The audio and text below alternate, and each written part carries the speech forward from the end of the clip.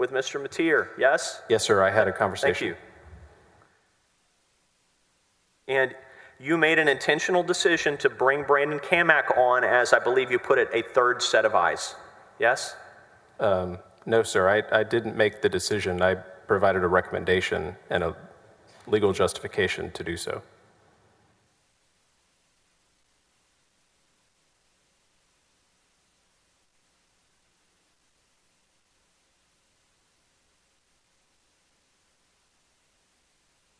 If you look at page 106, lines 5 through 11, what you say is, so I drafted the scope of work for the contract. You're talking about Camac's contract. Pardon me, Your Honor. May we approach the bench, please?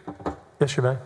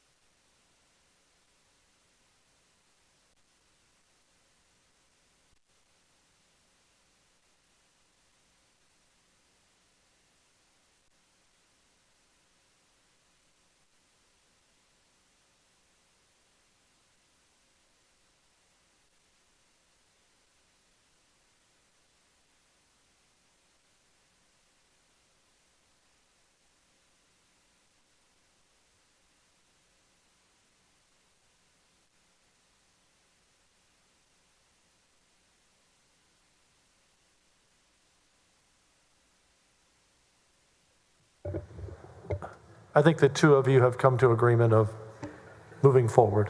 We have, I think. In a proper way. Mr. Hardin will let me know if I mess up.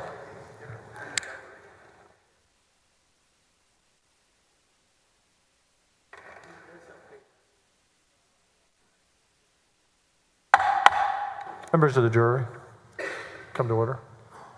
So, Mr. Vassar, the plan was to bring on Mr. Camac as, I believe you put it, a third set of eyes, true? That was my understanding. Well, tell the ladies and gentlemen of the jury, who were the other two sets of eyes? I didn't have any specifically other than Director Maxwell and Mark Penley, I presume, as the two individuals. And you, did I cut you off? I'm sorry, we're speaking. Did I cut you off? No, sir. Okay. You anticipated Brandon Camac providing a report to your office, true? I did. And you testified that the Brandon Camac contract never got to the controller, Michelle Price, true? That's right. At the time, I don't believe it had. So, just to be clear, you testified before the House Board of Managers that Brandon Camac's contract never got to the controller, Michelle Price, true? That was my recollection. But you were wrong about that, weren't you? I don't know. Let's bring up Exhibit AG 130. I believe it's already in evidence. If you can find that for me, Mr. Arroyo.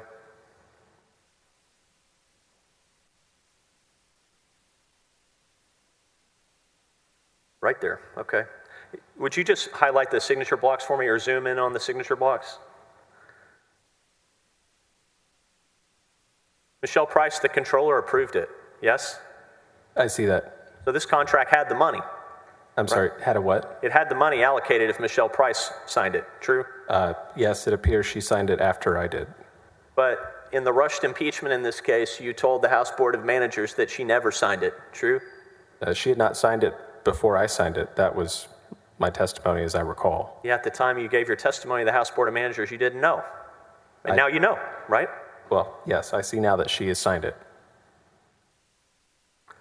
Leslie French, who's that? At the time, she was general counsel. She approved the choice of Brandon Camac as outside counsel, true? Yes, she initialed this as indicating approval. I want to talk briefly about grants, okay? You familiar with applying for federal grants? Yes, sir. Okay. Just explain to the ladies and gentlemen of the jury who may not understand the inside baseball of that, why on earth would the wonderful state of Texas need to apply for federal grants for OAG funding? Well, there are a number of programs that the office administers, such as child support, crime victim services, that are supplemented by state funds, state grants, as well as federal funding. And where does the money come from?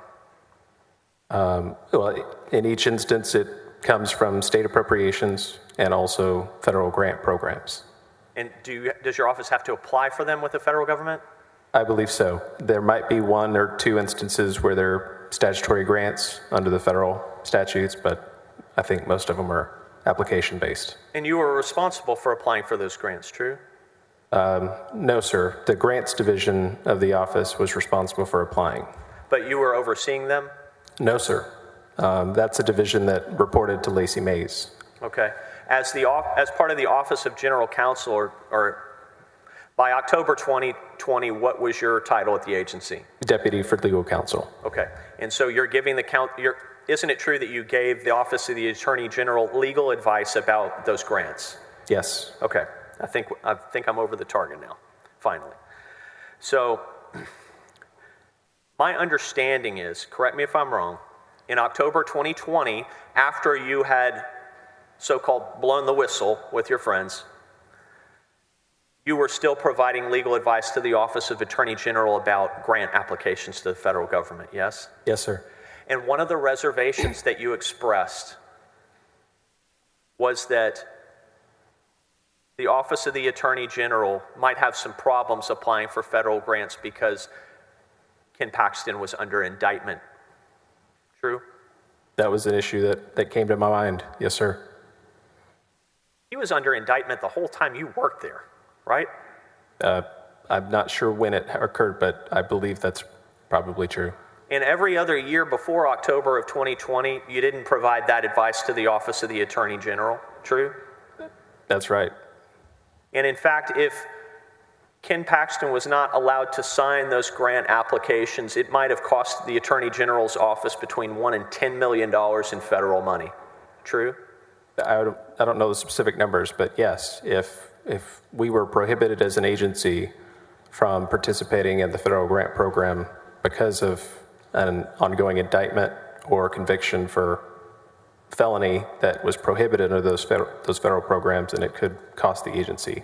So after you blew the whistle on September 30th of 2020, your advice about those grants changed, right? No, sir. You were advising the Attorney General's office about this all the way on from before that? No. What you asked is, did my advice change? The answer is no. I didn't provide advice one way or the other that had changed from the previous years. Okay. Did you advise the Attorney General's office on those grants before October of 2020? On the specific grants that... The federal money, that the $1 to $10 million is supposed to be coming to the state of Texas to help the AG's office. Right. Did you provide any advice about that before October of 2020? Not. So just to clarify your question, these grants are typically on a 2-year cycle in most instances. So each time we would consider those a separate grant. So when you ask if I provided advice on these grants, historically, I would have advised on the legal nature of participating in these grant programs at different years. Did you ever raise your concerns about the Attorney General's being indicted for securities fraud over the last 8 years to anyone before October of 2020? I don't recall so.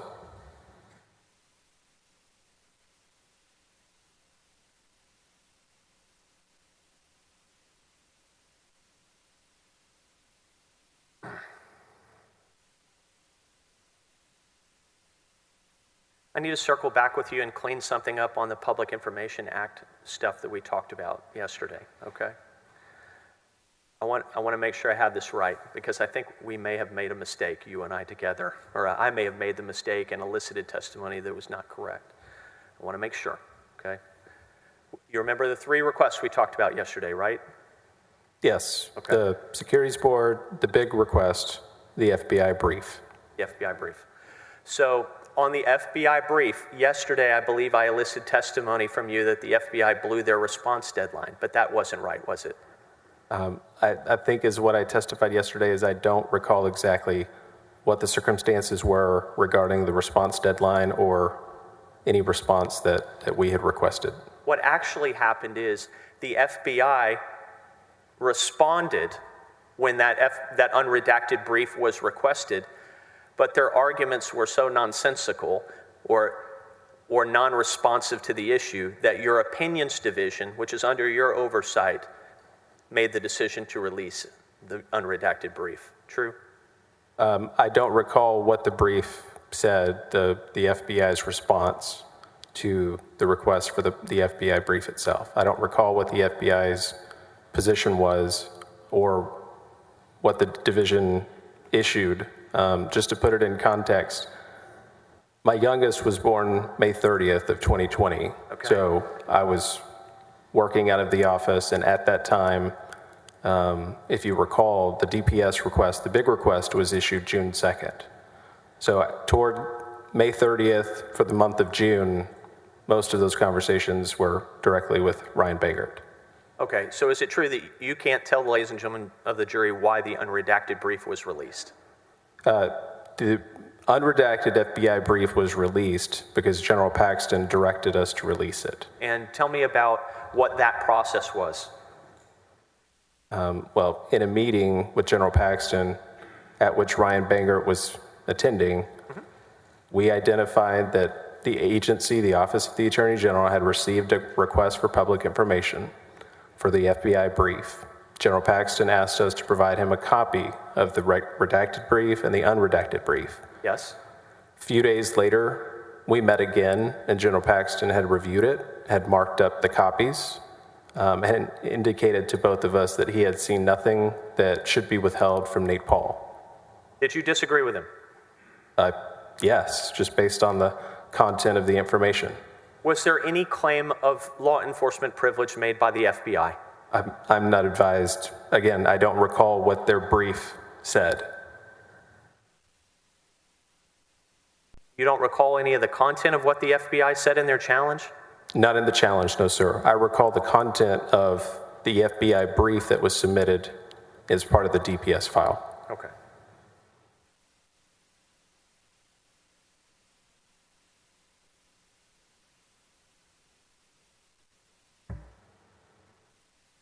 I'm going to show you a few other documents, okay? We're going to go to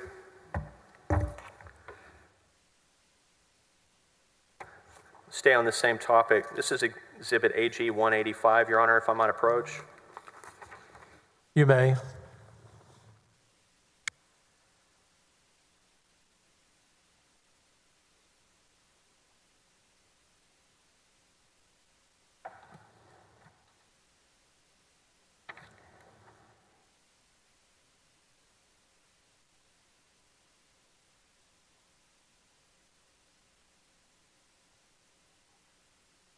Have you had an opportunity to review Exhibit AG 185? Yes, sir. What is it? It's a letter dated April 13th, 2020 from the Department of Public Safety to Joseph Larson regarding a public information request referenced as 20-0983. And Mr. Arroyo, if you'd bring up Exhibit AG 185. Thank you so much. Pardon me. Counselor, are you offering this? I am. I thought I did. I'm sorry. Exhibit AG 185, we move for admission, Mr. President. Mr. Harden? So I have no objection, but I request that we don't put it up on the easel and pass until we get a ruling, please. Thank you so much. Agreed. I agree. Okay. Now, And- Mr. Arroyo, please. And Mr. Counselor, since we did break for a half hour earlier, that was kind of our 10:30 break, so we'll go to 12, about 40 minutes, and then we'll have lunch from 12 to 1. Understood, Judge. Thank you.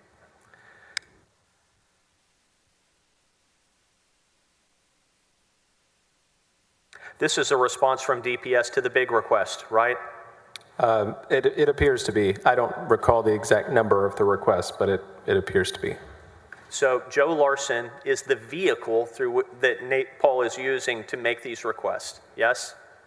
It was my understanding. That's right. And then the lawsuit that Joe Larson filed, he filed that on behalf of Nate Paul, true? Well, that lawsuit that you showed me yesterday, it identified Mr. Larson as the plaintiff. I don't know why he would have filed it or what reasons he had. Ultimately, the unredacted FBI brief was released from a lawyer at the Attorney General's office to a lawyer, Joe Larson, who was working for Nate Paul. True? I believe so. No one at the Attorney General's office tried to stop it from going out, did they? Except for our conversations with General Paxton, I don't think anybody stopped it after he instructed us to release it. But you didn't have any good legal reason to keep it, did you? I'm not sure what you mean by legal reason to keep it. You're a lawyer. Did you have a good legal reason to keep it? Well, we had reasons to believe that the information contained in the brief itself involved law enforcement information under the Public Information Act, because, as you mentioned yesterday, the FBI redacted it. But the FBI didn't assert law enforcement privilege over the brief, did it? Again, I don't recall what their position was in their briefing that they submitted, just because. You don't know? That's right. Okay. Your Honor, I've got another exhibit. May I approach the witness? Yes, you may.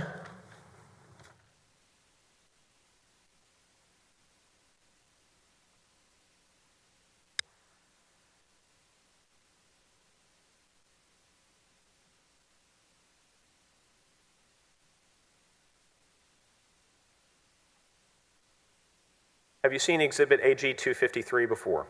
Yes, sir. What is it? This is Hold on. Are you offering this? I was going to lay the predicate first, but I will certainly offer it. Excuse me, Your Honor. Thank you. We have no objections if I speed it up.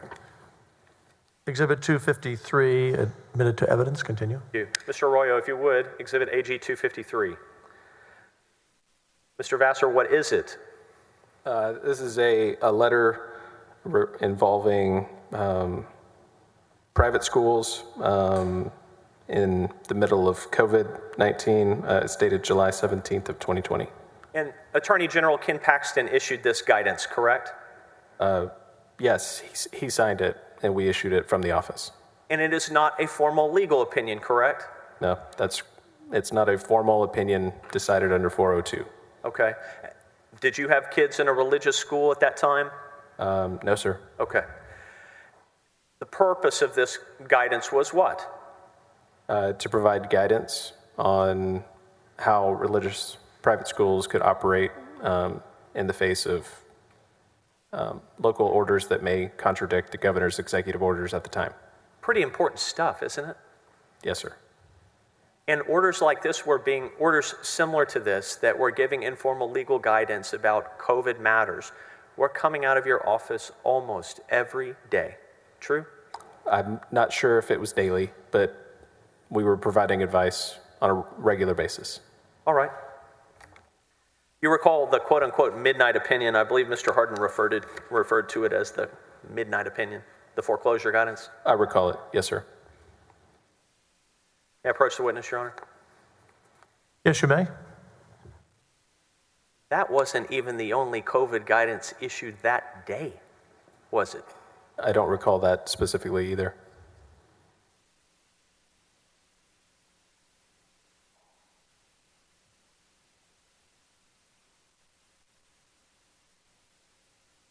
Thank you.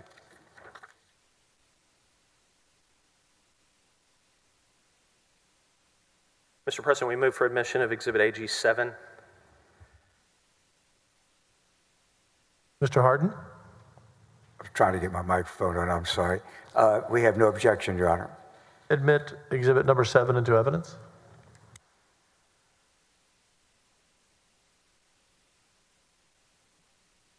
Have you seen, no, that's not AG 7, this is 260. Will you put AG 7, please, Mr. Arroyo?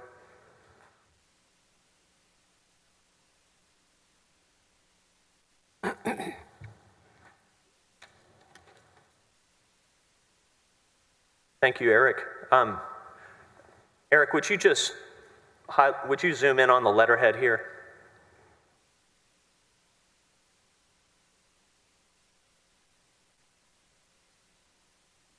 This is the letterhead of the Office of the Attorney General of the state of Texas. True?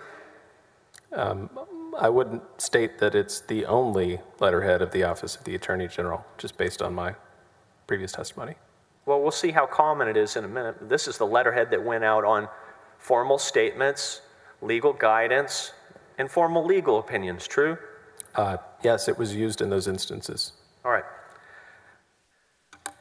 This Exhibit AG7 was sent to a man named Brian Mukey, who's of the city of Hedwig Village. Do you know where the city of Hedwig Village is? No, sir. It's in the Houston area, but let's zoom out a little bit. Give me to the text, Eric, if you would. And capture Austin's signature too. I'm sorry, sir. What's this about?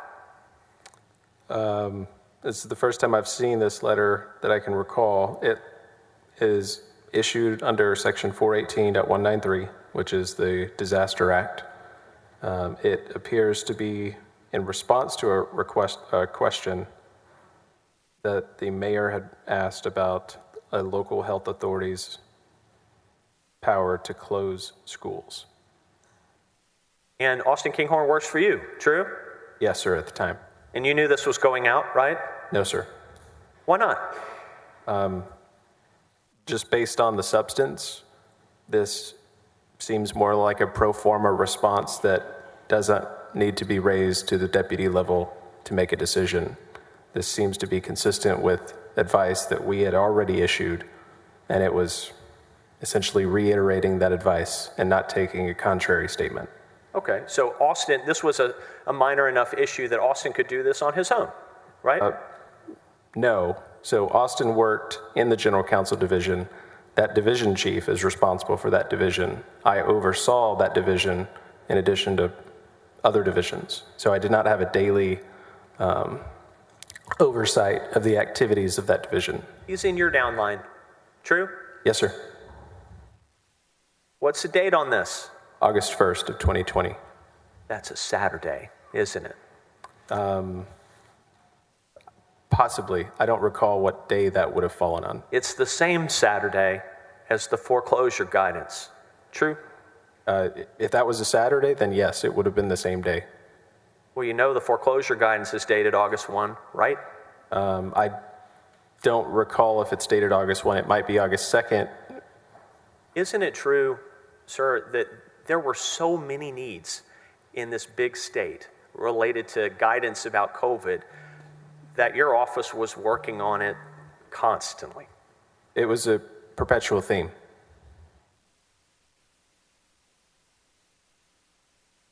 Let's see how perpetual it is. May I approach the witness? Yes, you may.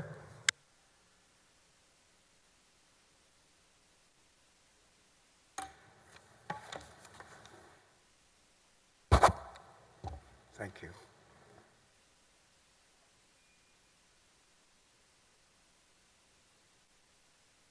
We move for admission of Exhibit AG 260. Give Mr. Harden a moment. I have no objection. Admit Exhibit 260 into evidence. Thank you. Mr. Arroyo, if you would. Same letterhead, yes? Yes, sir. It's the same as the August 1st letter. July 28, 2020, 3 days earlier, yes? Yes, sir. And who's Doug Sveen? Hope I'm saying that right.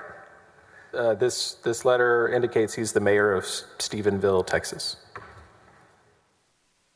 He's asking about closure of schools, right? That's right.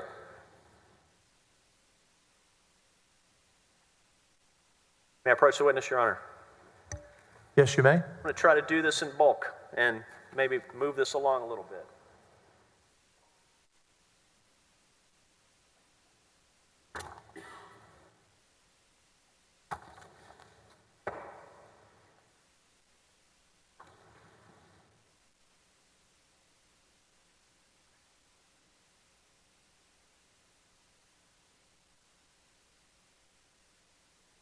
Your Honor, we move for admission of AG Exhibits 259 and 6. We have no objection, and we have no objection to 289, and we have no objection to Exhibit 6. Admit Exhibit 6 and 259 into evidence. Mr. Arroyo, Exhibit 259, please.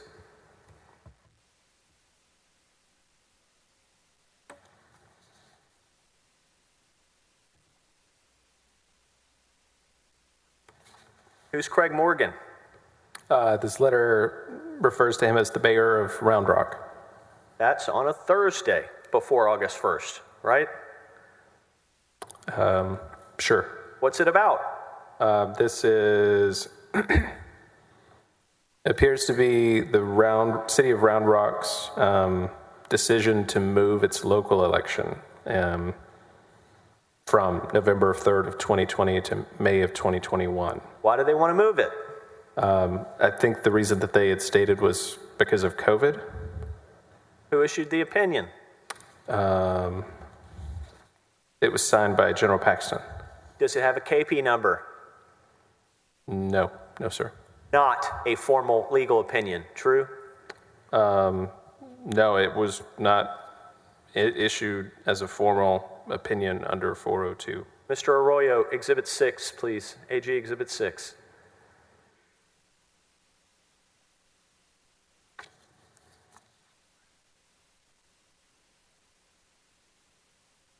August 3, Monday. Who's the Honorable Vince Ryan? The Harris County Attorney. This is a formal legal opinion, yes? Yes, this is a formal opinion issued under Chapter 402. Tell the ladies and gentlemen of the jury how they can tell by looking at this document that it's a formal legal opinion. After the mailing address, there is an opinion number that's referenced. And then in the subject line, there is a request number that's also referenced. And every formal legal opinion from the Office of the Attorney General under Chapter 402 of the Government Code has both. True? Yes. And what's this letter about? It's regarding the county authority to require masks in courtrooms, courthouses, and county buildings. Okay, so correct me if I'm wrong. July 28th, July 30th, August 1, August 3. There are opinions coming out almost every day about COVID stuff during this period of time, true? Well, again, to clarify, a lot of the questions that we would get would follow the governor's executive orders, which were coming out in different points. So if an executive order was issued, the frequency of our requests for advice might increase. I can't testify that we were releasing information daily. I don't know if that's actually true, but I can say it was happening regularly just with the pattern of executive orders or mayoral or county orders. Isn't it true that the office was constantly adapting to the executive orders of the governor's office, the executive orders of President Donald J. Trump? Absolutely.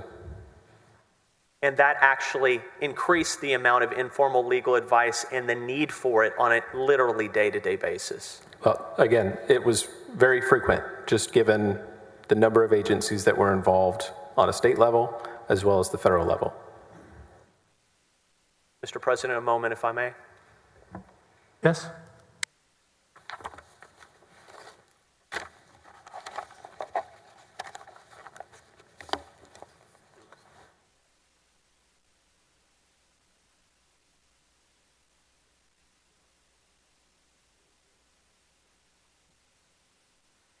Oh, I'm sorry. I apologize. I thought you were passing the witness. I No, apologize. you ought to keep coming. Pass the witness. I apologize. Mr. Hardin, he passed the witness. Just you standing up made it all happen.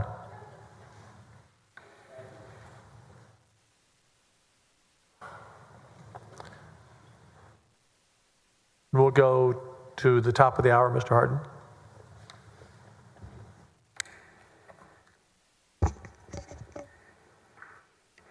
Good morning, Mr. Vassar. Good morning. I'm going to try to, as best I can, to do this pretty quickly. Thank you so much. We've got several areas here. We can just start where we finished up. I thought I would never have to talk about the different numbers of the different portions of the government code that suggested what y'all should and should not do. But I think council's appropriately covered back on the issue, and so I feel compelled to a little bit just try to clear this up just a tad. The two sections of the government code that you folks would have been working over primarily, that you've been testifying to council about on cross, are what numbers in the code? Chapter 402 of the government code and chapter 418. All right. Now, let me see if I can do this briefly with you.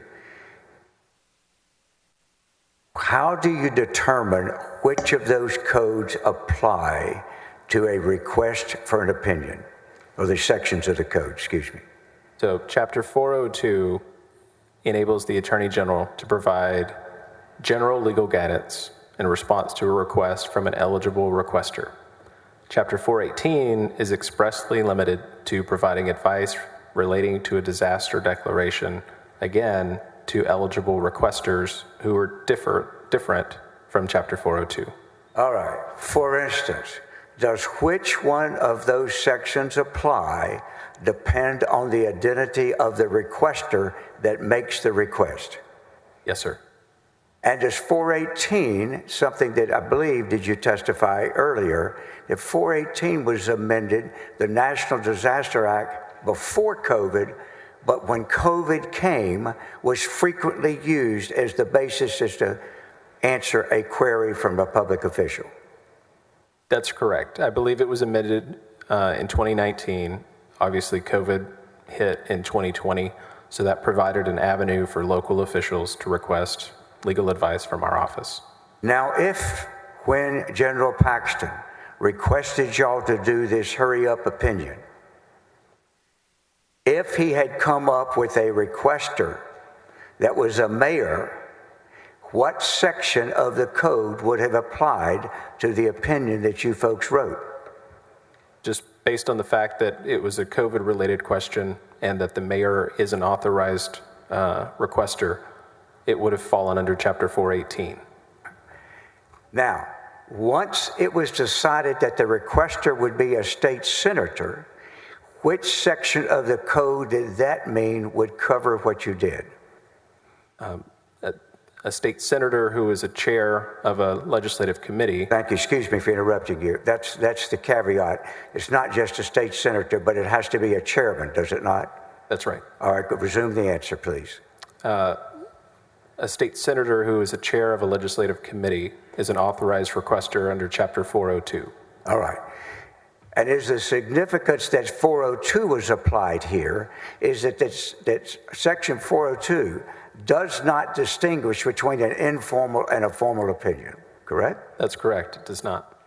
Now, if we move forward, that it had gone through if it hadn't been a hurry up and went through your normal processes you testified that would take ordinarily about 6 months, is there a difference in the way the 6-month opinions which are vetted and published in 6 months as opposed to overnight is with what we've called this opinion?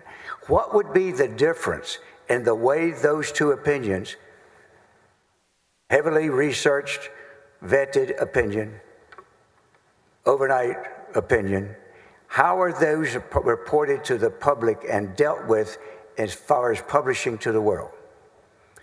So under chapter 402, if it's an eligible request, our agency logs it as a request, publishes that request in the Texas Register, which enables third parties who are just interested in submitting their own briefing and arguments to our office. After a drafting period in the division, it's reviewed internally, and including other divisions who might have subject matter expertise on the issue. After all of the division feedback is received, it's circulated to the deputy level and the executive for review and approval. After it is issued, it's then, again, recorded on our website and then published in the Texas Register for public dissemination. And I believe it's also uploaded to Westlaw. So is one much more widely distributed and easily published to the world than the other? Yes, sir. Finally, you were asked about things I think you said you did not know about in terms of the next day or a hearing that you were not involved about, correct? The hearing. Very good question. Let me rephrase it. That's a very good question. Do you recall being questioned about what you knew about how the overnight opinion was used on behalf of Mr. Paul? Yes, I recall that. You recall you said you were not aware at the time. Do you recall that? That's right. All right. Have you become aware, and did you see a document during your examination that showed a lawyer on behalf of Mr. Paul immediately within 36 hours or 24 hours was using that in a court to try to get what he wanted? Yes, sir. I believe in one of the exhibits that I reviewed, there was a statement indicating that the foreclosure letter that we had issued was used to stop a foreclosure sale related to Nate Paul. Do you have any idea how one would have known as early as Monday to be prepared to use that in a hearing on Tuesday when you only completed it at 1 o'clock Sunday morning and sent it to the Attorney General sometime Sunday? Objection, Mr. President, leading and calls for speculation. Sustained. Now, let's go to a couple other areas. You recall you were questioned considerably about first of all, the interview that he asked you about a little bit toward the end. And that is that you were not under oath at that hearing. I recall that. Yes, sir. And I said hearing, I don't mean hearing. It was really an interview by investigators, many are here today, that were retained by the House Management Committee, or the House Committee rather, to do an investigation. You recall that series of events? Yes, sir. And I believe you were shown some of the testimony, again, not testimony, some of the interview statement that you gave. Yes, sir. Now, did you readily agree to have it videotaped? Yes, I believe when I sat down, there was a recording that was going to be used for my interview. Do you remember sort of fumbling around that nobody had a recorder, they had to go get one? Yes, sir. All right. But at any rate, ultimately, when that happened, did you have any objection to it being videotaped and audioed? No, sir. Now, did anybody at all suggest placing you under oath? No, sir. Do you know enough about law enforcement as to whether or not ordinarily, if somebody's trying to gather information as part of a law enforcement information or investigation, where they would swear to people when they're just trying to get people to tell them what happened? Your Honor, I have to object as being argumentative and sidebar. I withdraw. Sustained. Thank you, Judge. Thank you. I'll withdraw the question, but I waited too late. All right. So, if I may, at any rate, you gave that interview, correct? And right. I told him. And that interview was totally available as evidenced by questions you got to the other side, correct? I believe so, yes. I'm not, yes. And in that one item that it came up with, there's no suggestion that you've testified any differently today than you did to these investigators, correct? Objection, leading and argumentative. Sustained. Are you under oath today? Yes, sir, I am. Did you testify today the same you did to these House investigators? Yes, sir. Can we take that as evidence of the fact nobody's suggesting otherwise? Object to the argument, Mr. President. Now, Sustained. if I can, you were asked about evidence. Do you recall this? Evidence that you took to the FBI. Yes, sir, I recall. And 7 of you went to the FBI, did you not, on the 30th of September 2020? Yes, sir. And you took no documents, did you? That's right. No documents. Who did you take? We took ourselves And you took yourselves to do what? to provide an explanation of the sequences of events that we had determined Well, when you revealed information tending to show that General Paxton had abused his office and the powers and responsibility and trust that millions of Texans bestowed upon him to benefit one individual. And when you went, if you had taken things with you, you would have had to take things that were the property of the Attorney General's office, wouldn't you? Objection, Your Honor. Calls for speculation and a legal conclusion. Excuse me. Sustained. Would you have had any documents other than things that were circulated and created right there in the AG's office? Objection, Your Honor. Speculation and argument. I'm really asking him if anything they took would have had to, as evidence, would have had to be property of the Attorney General's office. Overruled, you may Thank you. answer the question. You can answer that. All of the information would have been information that we had obtained just by virtue of our employment at the agency. Now, when you answered the question, you recall answering the question is you had no evidence that you took to the FBI in that meeting, correct? Do you recall that answer? Yes, sir, I do. Well, tell me what you mean by that answer when you say you took no evidence. Well, the way that I interpreted opposing counsel's question was documents, documentary evidence of what we took to the meeting with the FBI for law enforcement. After this position, you might want to say, thank God, but you're not a trial lawyer, are you? No, sir. Do you have any idea how evidence is defined in terms of law enforcement or people wanting to find out what happened in a situation? Objection, Your Honor. Calls for speculation. Legal No, conclusion. I'm asking his mind. argument. Does he have any idea? That's all I'm asking. Sustained. Rephrase. All right. In this particular situation, did you take your body? Yes, sir. Did you take your voice? Yes, sir. Did you take your brain? Yes, sir. Did you take your experience? Yes, sir. Did you take your knowledge of the last 9 months? Yes, sir. Did you take what things you personally knew of in addition to going with people who may have known other things? Absolutely. Did you tell the FBI that? Every bit of it. Do you realize in the legal world that is evidence? Objection leading. No, that is simply a fact statement. That is not leading, in my Sustained. respect. And the court disagrees, which is why we're here. Let me ask you this. If you told all of those people what you knew in your mind and what you were concerned about, what is your opinion now after the primer we just did as to whether you gave the FBI evidence? Object leading. Argumentative. This is closing statement, not a question for the witness. I've asked him what his opinion, excuse me, Your Honor, I asked him what his opinion is. I didn't Overruled. ask him. Thank you. My opinion was that our experiences were evidence, but we did not conduct our own investigation to provide documentary evidence of what we had come to learn. Well, what did you provide him? Just our experiences. What do you mean? The situations in which General Paxton asked us to act involving Nate Paul, the cumulative knowledge of the conversations that we had as a group between September 29th and the morning of September 30th, once the grand jury subpoenas for Brandon Camac started coming to the office. Whose job then, in your opinion, was it then to conduct the investigation? Federal law enforcement.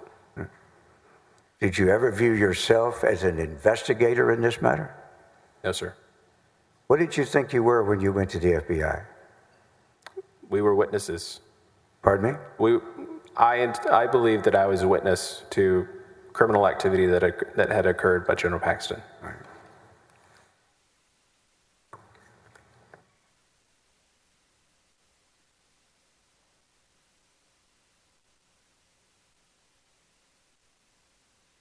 Do you know of any other occasion in which the Attorney General involved himself in the drafting of an opinion such as what you did in August on the issue of foreclosures? I can't think of any. No, sir. Finally,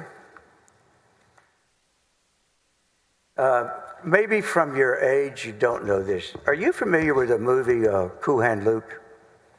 I've heard of it. I'm not familiar with it. You ever see the scene in a very, very bad moment in the movie, for at least a bad moment for Paul Newman, in which the bad guy stands over there as he's digging and says, what we have here is a failure. Argument. Let me just finish. A failure to communicate. That's just the question. Overruled, and you were allowed to finish. Thank you. Have you? I've not. All right. Let's talk about these supposed altered documents. All right? You tried several times, did you not, on your cross to explain there were different types of letterhead papers in the AG's office. Do you recall telling him that? Yes, sir. You recall he went right by. He didn't want to deal with that, did he? That's right. All right. Well, let's deal with it real quickly. For instance, in the Attorney General's office, did y'all periodically use one type of paper that did not have General Paxton's on it and another type of paper that did? Yes, sir. Do you have any idea how the circumstances were that dictated which you would use? No, sir. All right. On the occasion when the letter that we've been talking about, that they have been complaining was altered and the Attorney General's name was taken off,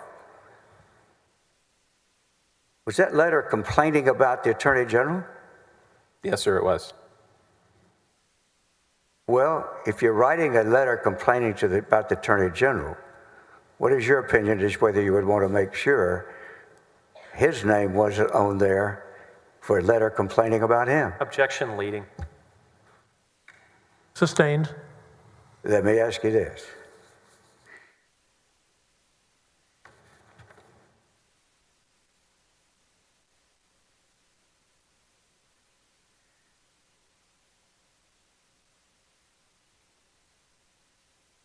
I'm going to show you a letter that is already in evidence, Exhibit 127. May I have it on the screen, please?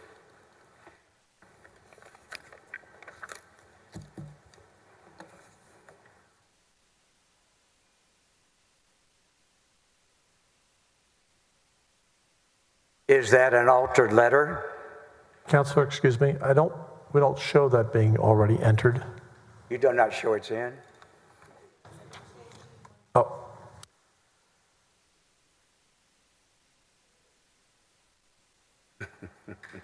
It's in. Thank you. Our apology. No, not at all. I misled you by making you think which one it was. We were both inadvertent.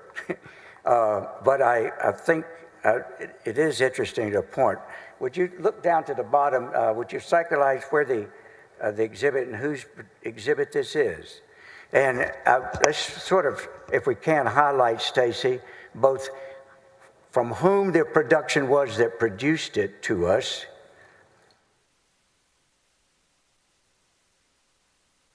OAG stands for what? The Office of the Attorney General. And are you familiar enough, reluctantly, about this process to know what AG exhibit means? That appears to be a reference to an exhibit that the Attorney General's defense team has offered as evidence. Yes. Would you expect them to offer an altered document? No, sir, I would not. All right. Well, in this offer, is the Attorney General's name on it? His name is not on the seal at the top of the document. Is this seal identical to the seal that y'all used for the letter you wrote before you went to the FBI? Yes, sir, it is. Or after you came back? I can't remember what. I don't want to misstate when it was. It was drafted and reported or sent to HR after we returned from meeting with law enforcement. All right. So it would have been on the 20th, when you came back on the 30th? 30th, When yes, you sir. came back on the 30th. Thank you. All right. Now, let's go to the next to last page, I believe, of this exhibit.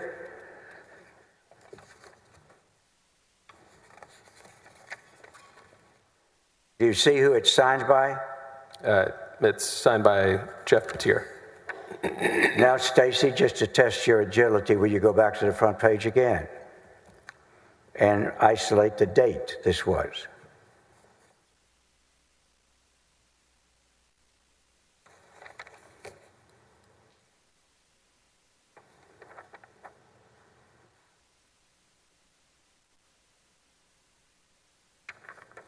What's the date?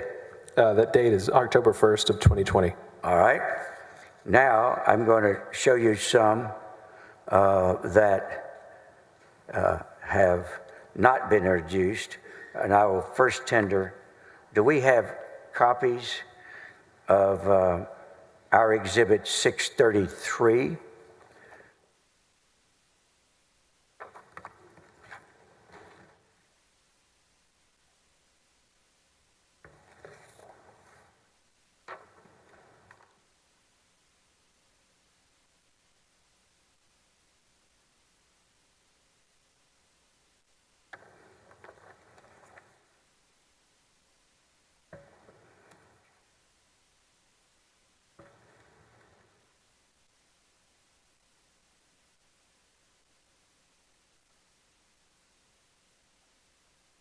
I'm going to move to introduce. I was waiting for you to review it.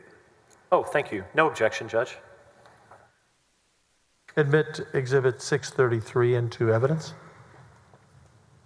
Can you put it up on the screen, please? Thank you.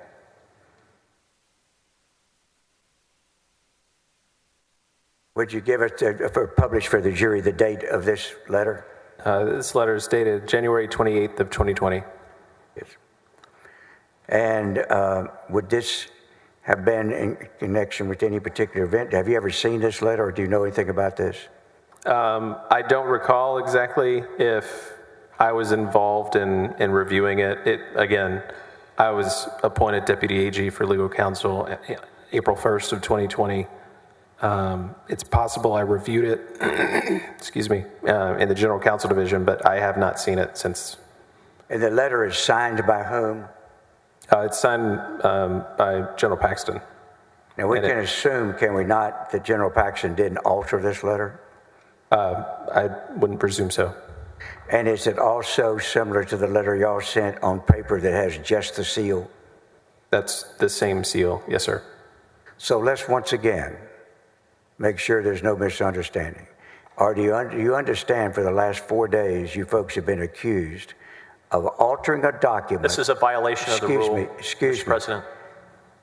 Let me put it another way. I'll put it another way, Your Honor. Was there an objection? Objection violates the rule. Sustained.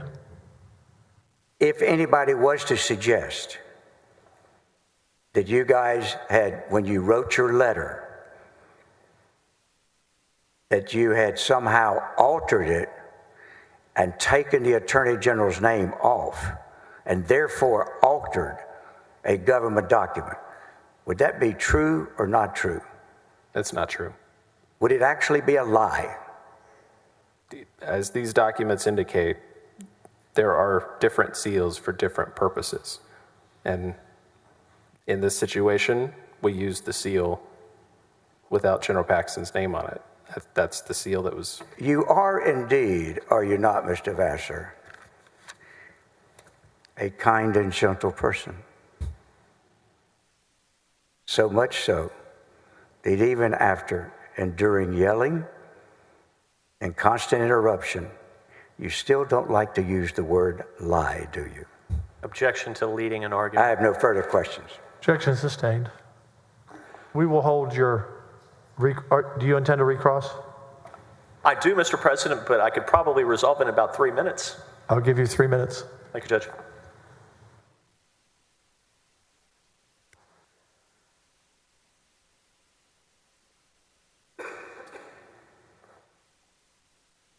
In 5 at the most. There you go. I will try to yield some back, Mr. President. So it's okay to give your personal lawyer documents from inside the Office of the Attorney General, but not the FBI, right? I provided documents under a grand jury subpoena that I received to my lawyer, so I don't know what the implication is. You had internal OAG documents, to wit, a series of grand jury subpoenas that were served by Brandon Camac that you sent to your personal lawyer, but you didn't bring any documents to the FBI, right? That's absolutely true. And you went to the FBI, David Maxwell went to Travis County, they investigated, and they still have done nothing. True? I don't know what they found. I know it's an ongoing investigation.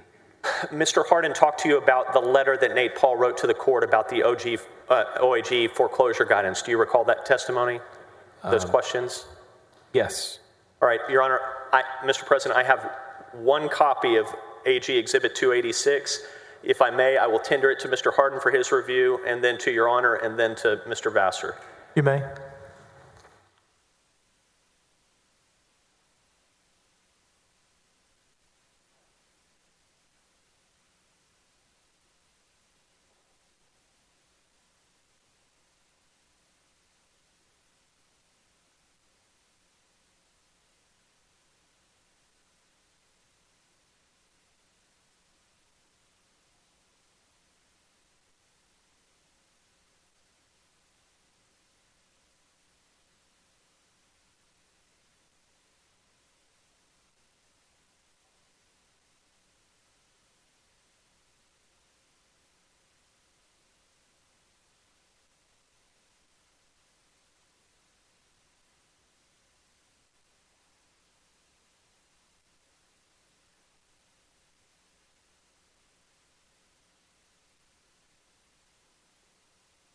I have no objection. What is the number on that? Mr. President, is AG Exhibit 286, and we move for its admission? The Exhibit 286 will be admitted into evidence. Mr. Arroyo, if you could assist us, please, very briefly. Mr. Vassar, who's Stephen Benish? I have no idea. You should know him. He's your state bar president-elect. This is a letter from Stephen Benish, who was opposing counsel to Nate Paul in the WC 4th and Colorado matter, and he wrote a letter. Mr. Arroyo, please blow up the text of his letter. Mr. Benish says in response to Nate Paul's letter, like lawyers often do, I disagree. And he wrote to the judge and he said, the foreclosure sale isn't being stopped by this OAG informal guidance, right? I've never seen this before, but I see where he says the AG's, quote, informal guidance does not emphasize, state that foreclosure sales may not proceed unless specifically authorized by the mayor in the city of the foreclosure. And what happens in courts is one side makes an argument and the other side makes an argument and the judge decides, right? Yes, sir. Only in this case, Nate Paul put his entity in bankruptcy to stop the foreclosure, right? I'm not sure. That will be all, Mr. President. Thank you, Counselor. We will break until 1 p.m.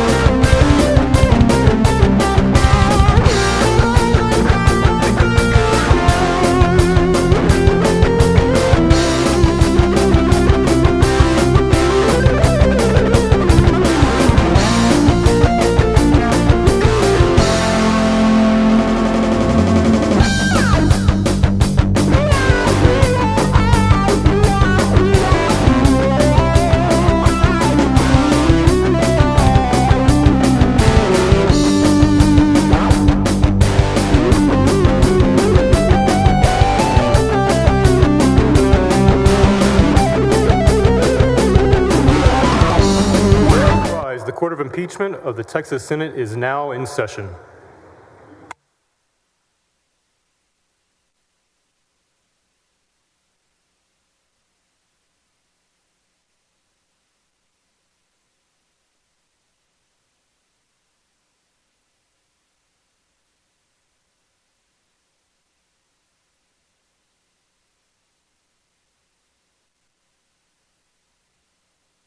I was asked to do this this morning, so I'll update you now as we go into the afternoon session. Time remaining, the respondents have 16 hours, 2 minutes and 19 seconds. The House has 15 hours, 33 minutes and 2 seconds. So by the end of today, around 6 o'clock, we will likely be past the halfway mark, or close to it, of time. And I know to both parties, when we met last week and talked earlier this week, I asked for both parties to conduct themselves in an appropriate manner for this historic event. And I want to thank both parties because I believe everyone has conducted themselves at a very high level of professionalism, and hopefully we finish the second half of the trial doing the same. And I have no reason not to believe that will happen. Mr. DeGuerin? Yes, Mr. President. The House calls former Texas Ranger and former Director of Law Enforcement Division of the Attorney General's Office, David Maxwell. Bailiff, will you bring in Ranger Maxwell? Counsel, there's some documents up here left over.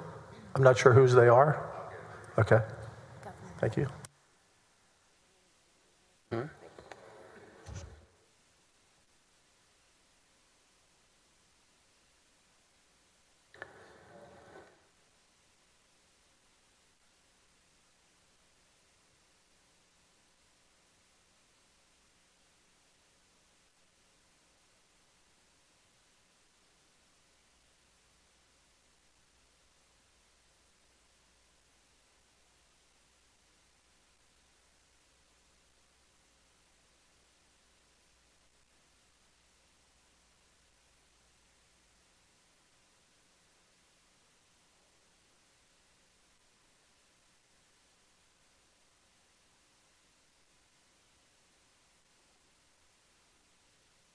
Please don't ask me to control the witness.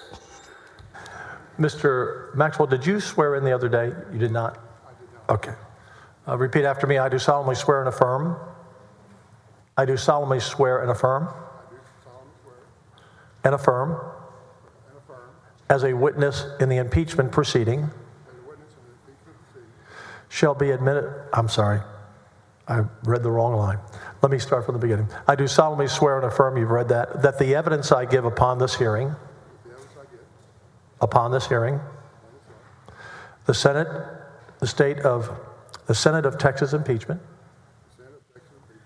charges against Warren Kenneth Paxton Jr.,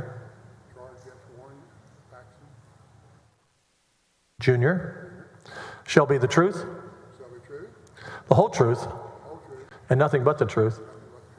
So help me God. Please be seated. You may begin.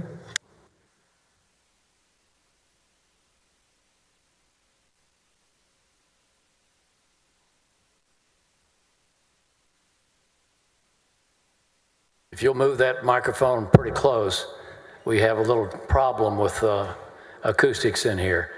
Please tell the senators your name. Yep. Got it. There we go. My name is David Maxwell. Mr. Maxwell, your last position with the Attorney General was as Director of Law Enforcement. Is that correct? That is correct. I want to ask you some questions about your law enforcement career. Can you tell us where you started and when? I started in 1972 with the Texas Department of Public Safety. I went through the patrol school, graduated April 6 of 1973.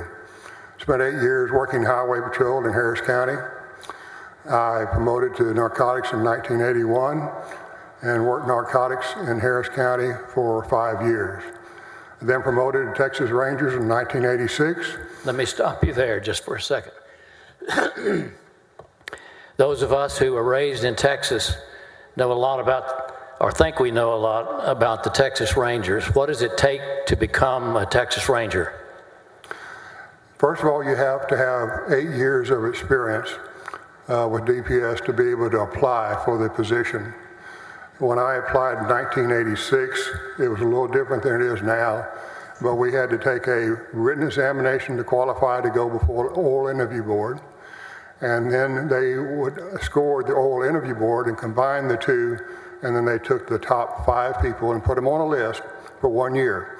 If you didn't get promoted in that 1 year, you went back to the first step and started over. How long did you serve the state of Texas as a Texas Ranger? 25 years as Texas Ranger. And when you left the Ranger service, where did you go? I went to the Texas Attorney General's office. What was your first position there? My first position was Deputy Director of Law Enforcement. And did you promote to the Director of Law Enforcement? I did. I want to pull up for, please, the organizational chart. It'll be in front of you. I'll ask you a couple of questions about that. Okay. Your name and, your name has been highlighted, and it appears to be on a level with other deputies. So what was your rank in the Attorney General's office as it relates to the Deputy Attorney Generals? I was the Executive Deputy over Law Enforcement Division. Is that an equal rank with the deputies that were deputies over the other divisions of the Attorney General's office? Yes, and I was the most senior deputy. Most senior, how? I had more time as an executive deputy than the others who were working with me at that time. How many employees, law enforcement officers and support staff, as well as attorneys, did you supervise? I had about 350 employees, 205 were commissioned officers, and 19 of them were attorneys. Were those employees spread out across the state, or were they only in Austin? We had a majority of them in Austin, but we also had offices around the state. What is and was, when you were director, the authority of the Law Enforcement Division of the Attorney General's office? The authority was that of other peace officers in the state. We had jurisdiction over any type of crime that would be committed against the state of Texas. Did you have a criteria for opening a case as an investigator to be investigated by the Attorney General's office criminal division?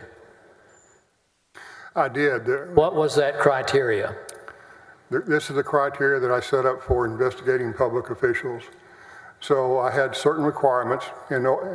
First of all, I reviewed all the requests that came in for investigations on public officials. And we had a lot of requests, and I didn't approve but just a few every year. We already worked as many cases on public corruption as the Texas Rangers, who have statutory authority. So we worked. Excuse me, Your Honor. Excuse me. Non-responsive. The question was, what was your criteria? What was your criteria for opening an investigation? The criteria was, at first, I had to have a sworn signed statement from the person who was making the allegation. The second thing was that I had to have a letter from the district attorney who had jurisdiction over the possible cases, saying that they would prosecute those cases if we were able to prove that a case was viable. Why did you have a criteria such as that, particularly when it comes to investigating public officials? I set up the criteria in order not to be pulled into situations that are strictly political in nature. I did not want us to be in the position of investigating public officials when there was really no crime being committed. And did this criteria particularly apply to investigations of public integrity? Yes. Do you know who was the district attorney in Travis County in the year 2020? Margaret Moore. Did you have a good relationship with Margaret Moore? I did. I want to get right to the matters here. Were you asked in some way to meet with a person named Nate Paul? Yes. Who asked you to do that? Jeff Mateer. Where did Jeff Mateer tell you who had told him to have you meet with Nate Paul? Objection, hearsay. That's not hearsay under 803 and 801E2D, Your Honor, with respect. Mr. Mateer is not alleged to have been a co-conspirator. Objection, hearsay. It's not Hold on one moment. Hold on. And we've been doing a really good job of not using a lot of numbers. I have my whole chart here. It's better for just to say what the answer objection is, but this is why I have legal counsel here. Yes, it's 801 Yes. E2D.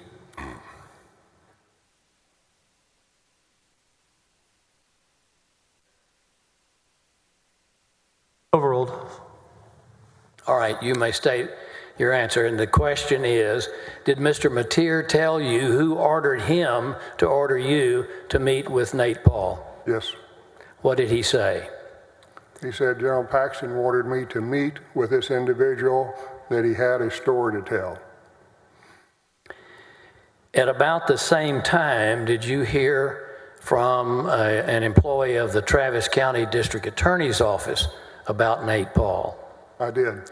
I'm going to ask you about that in a minute, but when you first were asked to meet with Nate Paul, did you do some research of your own? I did. And what did you find? I found on the internet that... Excuse me, with all due respect to Ranger Maxwell, if he's going to recite information that he obtained doing his research, that would be hearsay. It goes to his state of mind in conducting the investigation, Your Honor, and thus is not hearsay. It is hearsay. Well, Overruled. Continue. okay. So what did you find when you made your initial investigation of Nate Paul? I found that Nate Paul was being investigated by the FBI, that they had run search warrants in August of 2019 on his business and his home and a storage facility. I found articles in business journals that talked about lawsuits. Excuse me. Objection, hearsay. Articles in business journals, that's definitionally hearsay. Again, it goes to his state of mind, and it's the same, he's answering the same question that the court allowed. With all due respect, he can testify to what's in his mind under this exception. He can't testify as what the article said. Sustained. Nonetheless, did you form an opinion of your state of mind? I did. And what was that? My opinion that Nate Paul was a criminal and that we should not be associated with Nate Paul. At about the same time, did you receive communication from the Travis County District Attorney's Office? I did. Your Honor, we have an agreement on House Exhibit 615, which we moved to introduce. Could I see it, Dick, real quick? I'm sure you're right. Yes. No objection. It's been admitted. Both sides have agreed. If we could bring up closer, yeah. I'm being told to tell you to get closer to the mic. Mr. Maxwell, they just asked you to get closer to the mic when you speak. Closer to the mic? Yeah. Is that better? You can pull that towards you a little bit if you'd like. Okay. You can pull the whole outfit closer to you. Okay. This is the first page. This is the email, and it references a letter. Let's go to the second page, please. Yes, it was from Don Clemmer. All right, here's a letter from Don Clemmer. It's dated June 10th, 2020. It's to you, And let's just read it into the record. I am forwarding to you the attached complaint, which was recently received by my office regarding allegations of misconduct by employees of the State Securities Board, the Federal Bureau of Investigations, the Department of Public Safety, the United States Attorney's Office for the Western District of Texas, and a federal magistrate. My office would typically forward such a complaint to the Public Integrity Unit of the Texas Rangers for review. However, since an employee of the Department of Public Safety is one of the subjects of the complaint, referral to the Rangers would appear inappropriate. I am therefore requesting that your agency conduct the review. My first question, is the word review significant? Yes. What is its significance? In the protocols that we had set forth, we first review the request before we ever make a determination on whether we'd actually open up an investigation. Now, you're familiar with a district attorney's office excusing or recusing itself from an investigation, aren't you? Yes. Is that what this was? Yes, they were forwarding it to us. They didn't feel like that it was up to them to do this investigation. Now, we saw the email that Mr. Clemmer sent about the same time, and it mentions that you should call him if you'd like. Did you call him? Yes, I did. And did you talk to him? Yes, I did. What did he tell you? Excuse me, objection. It comes in, I know he's going to object to hearsay. Under Rule 803.3, it's an expression by Mr. Clemmer of his then existing motive, intent, and plan. Not only do I have to object, I want to object. Hearsay. Yeah, sustained.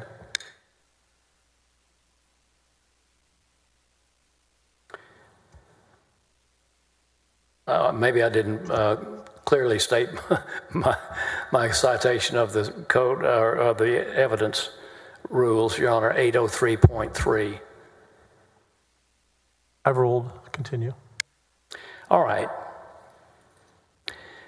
Whatever, and don't go into the words that Mr. Clemmer said, was it consistent with what you had already found or the suspicions that you already had? Yes. And what were your suspicions? That the referral was being requested by General Paxton. And what about the validity of the referral and the complaint? Excuse me, objection, conjecture, and speculation. Oh, this would be his evaluation, which was his job to do. He hasn't done anything yet. Objection, conjecture, and speculation. You're asking him to testify as to the validity of a complaint which he hasn't investigated yet. That would be conjecture and speculation. Let me lay a letter. Overruled. Okay, go ahead. I can answer the question? Yes. My evaluation of the allegations made by Nate Paul is that they were absolutely ludicrous, without merit, no probable cause, not even reasonable belief that a crime had been committed. Now let me step aside for just a moment and say, or ask you, what were the nature of the allegations that Mr. Nate Paul was making? The nature of the allegations that he was making were against the FBI, an investigator with the Texas State Security Board, 2 U.S. attorneys, the senior federal magistrate, Mark Lane, and others who were involved in the chain of the signing and execution of the search warrants on his business, his place of storage, and also his home. Now, one of your areas to investigate, one of your duties was to investigate public integrity, correct? Yes. If there had been credible allegations against the State Securities Board, the DPS, the FBI, federal magistrate, U.S. attorney, would you have any hesitation of going forward? Objection, excuse me, objection, bolstering, and self-serving. Overruled. Continue. You may answer. No, I would not. Did you have any hesitation even to meet with Nate Paul? I did not want to meet with Nate Paul, and I expressed my concerns to Jeff Mateer about that. And what was the reply? He said that he was getting a lot of pressure from General Paxton for me to do this. All right. Let's go to July the 21st of 2020. Did you have a meeting with Nate Paul and his lawyer? I did. What was the reason you had that meeting? I told Jeff Mateer that I would consent to let him tell his story, and that if he made any statements against his interest, I would report it to the FBI. So on July the 21st, did you have the meeting? I did. Where? It was on the first floor of the Clemmer building. It was in the office of our security office, where we have a conference room that has the capability of recording video and sound. Who wanted that to be done? That is, record by video and sound the meeting, but with Nate Paul and his lawyer and yourself? Me. Are you familiar with a report that was later put out by the Attorney General's office claiming that General Paxton wanted that meeting recorded? That is false.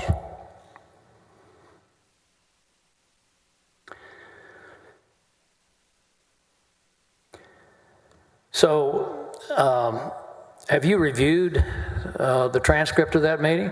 I have. Are you aware that the lawyers for General Paxton have been supplied with both the audio and video and transcript of that meeting? What took place? Okay. Yes, I'm aware of that. Okay. What took place at that meeting? Say it again. What took place at that meeting? Nate Paul laid out his conspiracy theory about what happened the day of the search warrants were executed. He had complaints about the procedural part that the FBI took when they were securing the scene and conducting the searches.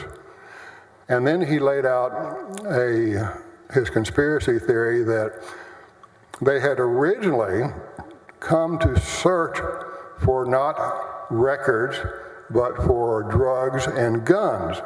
And that in the middle of the search, when they didn't find any drugs and guns, they then altered the search warrant to be the search warrant that was executed, where it was for records. And he further stated that the people involved in that was the FBI agent, the agent from the Texas Securities Board, Alan Bowie, who was AUSA, and Mark Lane, the senior magistrate. So according to his complaint, a United States federal magistrate was involved in this conspiracy? That's correct. As a law enforcement officer of many years, what did you think of that? It was ludicrous. Did you ask for any documentation? Yes, I did. Are you familiar with the crime of obstruction of justice? I am. Are you familiar with the crime of interference of a law enforcement investigation? Of a federal investigation, yes, I am. What concerns did you have if you had started an investigation based on these claims by Mr. Paul? My concerns that we would be interfering with a federal investigation. We could be charged with obstruction of justice, and based on a complaint that has absolutely no merit. And at this time, even at this meeting, had your criteria for opening an investigation been satisfied? No, How so? it doesn't meet any of my requirements.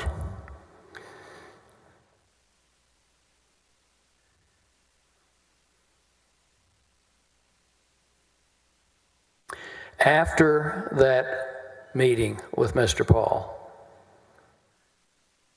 and his lawyer, by the way, was Michael Wynn? Michael Wynn was there. Okay. After that meeting with Mr. Paul, did you have a meeting with the Attorney General, General Paxton? I did not, after that meeting, immediately, no. No, I don't mean that same day, but did you personally talk to Ken Paxton, the Attorney General, about what had happened in that meeting? No, I did not. What did you tell him about the meeting? I'm sorry. I thought he said he did not meet with Mr. Paxton. And you just asked him what he told Paxton. One of us is confused. Can we clarify that? Yeah, could you clarify that? Did you tell him what you thought about that meeting? I told him before the meeting ever occurred what I thought about us being involved with Nate Paul. That happened before the first meeting. And what did you tell him? I told him that he was a criminal. Sorry. Excuse me, Ranger. Objection asked and answered. He just got through telling us what he told Paxton. I don't believe it was asked. I don't believe he answered fully what I'm driving at. What did he tell General Paxton? I'll sustain the objection, and you can try one more time again. Maybe I'm not clear on it. Did you at some time tell General Paxton what you thought about this idea of Mr. Paul, that there was a vast conspiracy against him? Yes. What did you tell him? I told him that Nate Paul was a criminal. He was running a Ponzi scheme that would rival Billy Saul Estes, and that if he didn't get away from this individual and stop doing what he was doing, he was going to get himself indicted.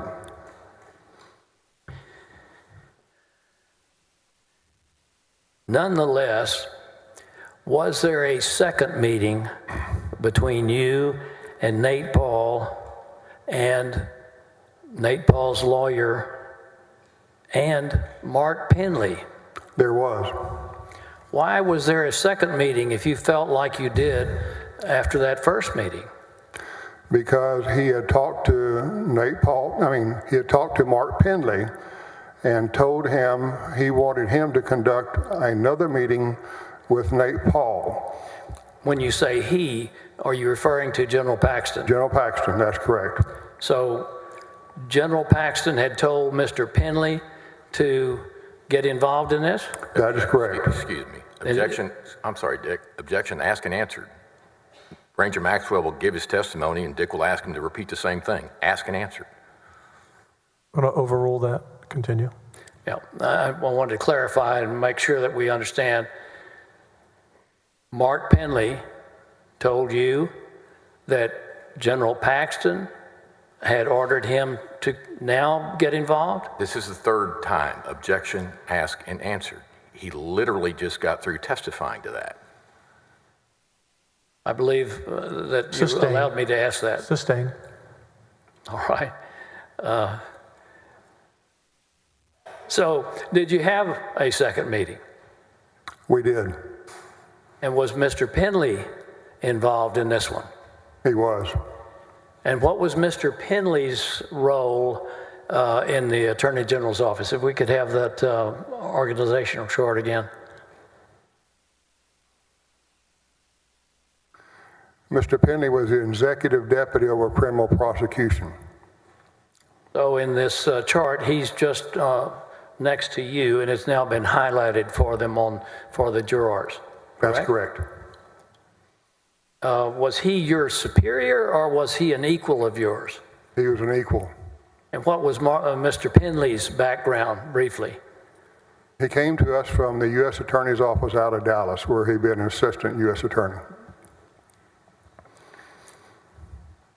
So at this second meeting, where did it happen? In the same place as before, in the Clements building, ground floor, the security office, conference room. Was it audio, video recorded? It was. And is there a transcript of that? There is. Have you reviewed that? I have. Are you aware that that has been provided to Attorney General Paxton's lawyers? Yes. All right.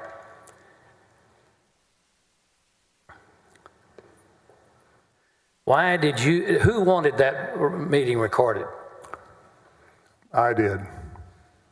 If there's any suggestion that General Paxton wanted that recorded, is that true or false? Objection asked and answered. That was the first one. That was the first one that we referred to. Overruled. Go ahead. It's false.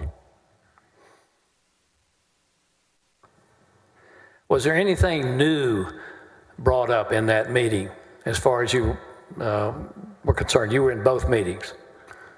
He and his lawyer again reiterated the complaints and their conspiracy theory as they had done in the first meeting.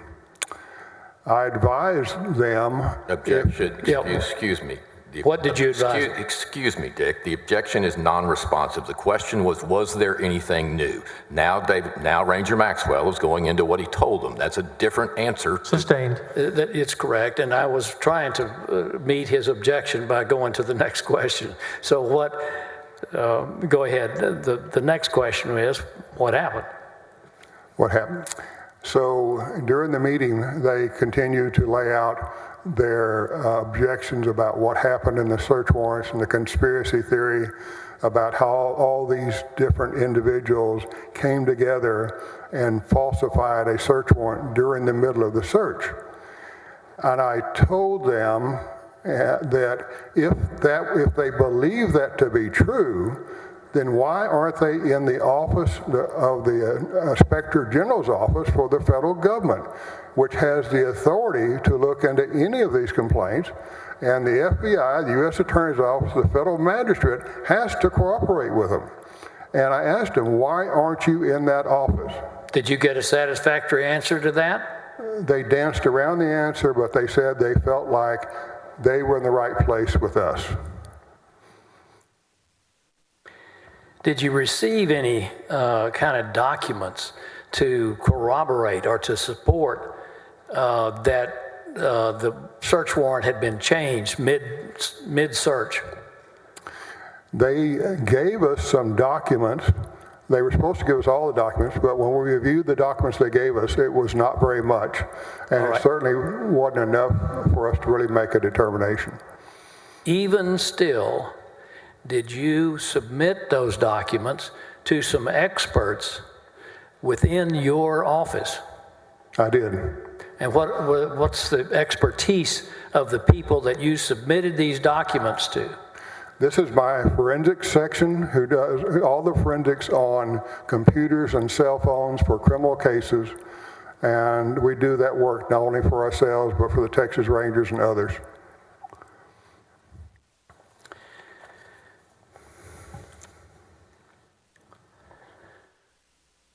All right. By this time, which is, that meeting was August the 5th, by this time, had you become aware yet that General Paxton had ordered Josh Godbee and Mr. McCarty to push a charity to settle in a lawsuit? Objection. And by that time... Excuse me, Dick. Objection, leading and assuming facts not in evidence to this witness. Just asking if he was aware... Sustained. Were you aware that Ken Paxton had asked Ryan Bangert to change the state policy? No. Were you aware that General Paxton had asked Ryan Vassar to release details of that very ongoing investigation? Objection. That's a misstatement of the record, and it's assuming facts, not an evidence, through this witness. Overruled. You may answer. No, Did you later become aware of those things? I did. We'll get to that.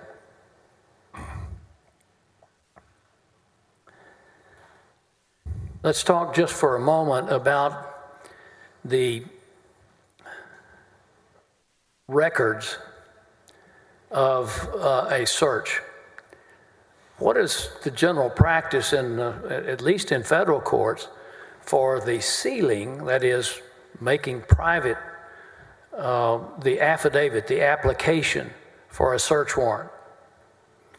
They are sealed to protect people who are involved, may have given information about the crime that's being committed, and also for the purposes of protecting the investigation so it can be ongoing and find the truth. Are you familiar with orders of federal courts to seal documents such as these? Yes.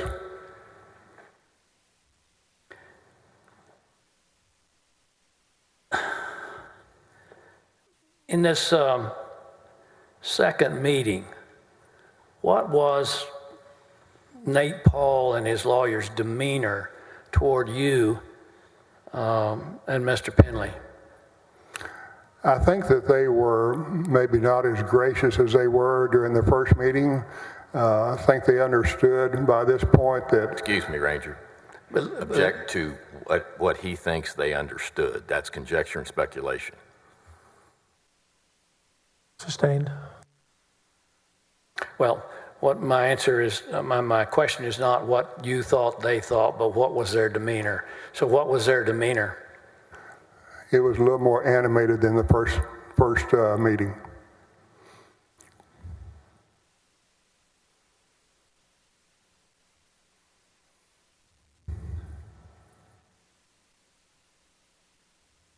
Did anything happen at that meeting to change your initial assessment of whether this should be elevated to the level of an actual investigation? No. To clear that up, when you got this, did you start an investigation, as that term is understood? Ask your question again. Yes. Did you start an investigation? Did you initiate an official investigation? No. What do you do when you start an investigation? When you start an investigation, you assign it to an investigator group. That is assigned an investigative number and is put into the record. And the reason that even after this second meeting, it had not risen to the level of investigation, what's that reason? The reason was that the allegations had no merit, and we weren't going to do the investigation if I had anything to say about it. All right. Even though, and did you make that clear to not only now Mr. Paul and his lawyer, but also Mr. Penley? Yes. Even though that was your position, did you agree to submit their documents to your experts within the office? Yes. Okay.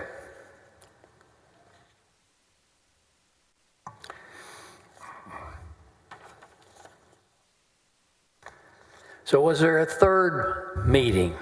There was. When was that third meeting? It was on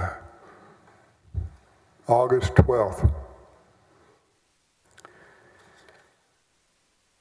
Was it clear to you by then what General Paxton wanted done? Objection, conjecture, and speculation. Was it, well, let me clear that up. Was it clear to you from what General Paxton told Mr. Mateer or Mr. Penley what General Paxton wanted done. That's actually worse. That's hearsay and conjecture and speculation. Actually, no, Your Honor, it's under 801E2D. Counselor, you're going to make me look at these numbers, aren't you? Yes, yes, Your Honor. He's just trying to throw you off. That's all he's doing. 801E2E says that a statement such as this is not hearsay, particularly With respect. when it is, excuse me, I'm sorry, Dick, go ahead. particularly when it was made by the party's agent or employee on a matter within the scope of that relationship. And here it's what General Paxton told to either Mateer or to Penley that was passed to the witness. With respect. That is not hearsay. I'm sorry, Dick. With respect, Your Honor, there's a difference between what General Paxton said and what Ranger Maxwell can opine about General Paxton's state of mind. Those are two different things. Not asking that. You just did. Sustained. Well, let me ask it again then, if that's how it was understood. What message was passed to you by either Penley or Mateer that General Paxton had ordered done? General Paxton wanted to have a third meeting. I'm sorry. Objection. Objection, conjecture, and speculation. I have no problem with Ranger Maxwell testifying as to what General Paxton said, but there's a difference between what he said and what he wanted. I know it's splitting a hair, but objection, non-responsive. Sustained. What did he say he wanted? He wanted us to tell Nate Paul that we were not going to be doing an investigation due to the results of our forensic analysis. So going into that third meeting, is that what you believed it was going to be about? Yes. Was that meeting recorded like the first two? No. Who was responsible for it not being recorded? General Paxton specifically told us that he did not want that meeting recorded. Okay, so as you're going into a meeting in which you believe it's just for you to tell Nate Paul that you're not going to do his bidding, what happened? The Nate Paul was there along with his lawyer, Michael Wynn. I had my two forensic experts, Mark Penley, myself, and General Paxton. My forensics people explained to Nate Paul the results of their forensic examination. And very briefly, what was that result?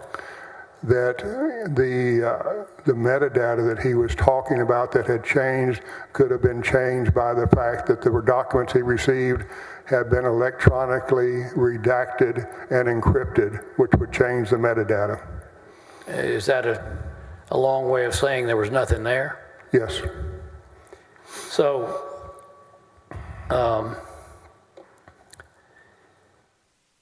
your understanding that General Paxton was telling you tell him not that you're not going to have an investigation. What was General Paxton's? What did he say during that meeting?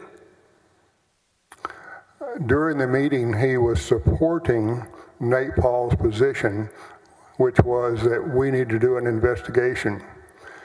And he was pretty adamant about it. Was that meeting heated? It became heated.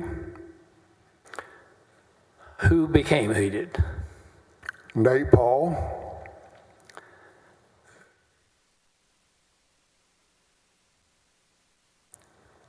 Before that meeting started, were you aware of any public statements that Mr. Paul had made about whether there was an investigation? Yes, I was. And what were those public statements you were aware of? He had done an interview with a business journal and told them that the Texas Attorney General was investigating the FBI and their handling of the search warrants again on his property. Was that true or not? That is false. In fact, you had not started an investigation, correct? We had not, and I specifically told Mr. Paul that we were not doing an investigation at this point, and our meetings were confidential. And the response? Oh, yeah, he responded. What was his response? He was very angry. And he said that he still has a First Amendment right. And I told him that all you're doing is using the power and the prestige of this office for your own purpose, and I'm not going to allow that. Whose side in that dispute between you and Nate Paul did General Paxton take? Nate Paul.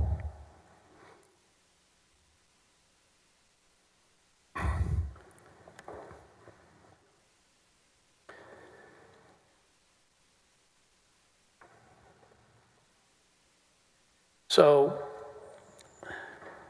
what was the significance of Nate Paul making a public statement that the Attorney General's office was investigating a federal magistrate and the federal authorities and the state authorities that the Attorney General was investigating? What's the significance of that kind of public statement? Excuse me. Objection, conjecture, and speculation. Sustained. All right. Why did you think, what was your state of mind about why such a public statement, when it was not true about the Attorney General investigating these law enforcement people, what was your state of mind about why that was improper?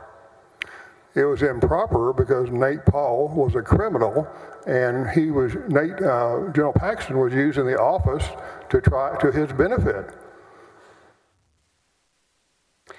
Can the very start of an investigation into a public figure be damaging to that public figure? Yes, it can. I'm sorry. Is that- Excuse me, Dick. Pardon me, Ranger. Objection, conjecture, and speculation. Overruled. You may answer. Repeat the question. Yes, can the very public start of an investigation against a public figure be damaging, almost like a tattoo to that public figure? I got to object to leading into tattoo. I'm sorry. Objection, leading. Well, I'll reverse it. I'll take the Sustained. tattoo out of Take the it. tattoo out. Sustained. If I take the tattoo out of it, may I ask the question again? I just sustain that. You can try whatever you'd like to and see what he objects Okay. to or not. Is there a danger to a public official's reputation by publicizing an investigation by the Attorney General, and especially when it's not true? Yes, very much so. Is that the reason you're very careful about having a criteria for starting an investigation? Objection, leading. Sustained. What is the reason you're careful about that? We're careful because we don't want to put a stain on anyone's reputation. It has to be an investigation that is viable, has probable cause, and could move forward. This was not that. All right. So let's talk about what happened after that meeting. Did you ever have any further conversations with Attorney General Paxton? No, Attorney General Paxton stopped talking to me. And your assessment at that time of whether General Paxton was angry with you? Excuse me. Conjecture and speculation. It's his state of mind. Sustained. You can ask it differently if you'd like. All right. Your state of mind after General Paxton and you left that meeting was what? About General Paxton? Unless he said anything, conjecture and speculation. He's got nothing to base it on.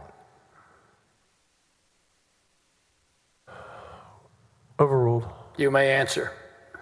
I know his state of mind because in the meeting he threatened to fire me. So I knew then what his commitment was to Nate Paul, and he was not going to be deterred from continuing to try and do things that benefit Nate Paul. During this period of time with these 3 meetings, had you called upon any of your subordinates, any of your other investigators to, other than to look at this metadata, had you called on anyone to assist you in this review? No. Why not? I told my people that this was going to get me fired. I was going to take the stand, and I was not going to jeopardize any of their careers by involving them. Why did you think it was going to get you fired? Excuse me. He demonstrated his commitment to Nate Paul. Witness, hold on a moment. State of mind. Your objection? Objection, conjecture, and speculation. Overruled. Where is state of mind? Yes, you may answer. He had already told me that if I conducted my business as the FBI does it, he was going to fire me. So I know that he was angry with me because I was not buying in to the big conspiracy theory that Nate Paul was having him believe.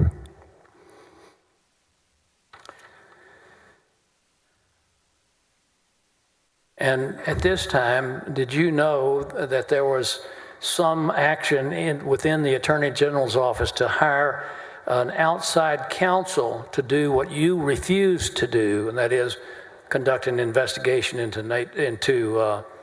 the federal authorities that were hounding Nate Paul? I'm sorry. Take out hounding, that were conducting their investigation on Nate Paul.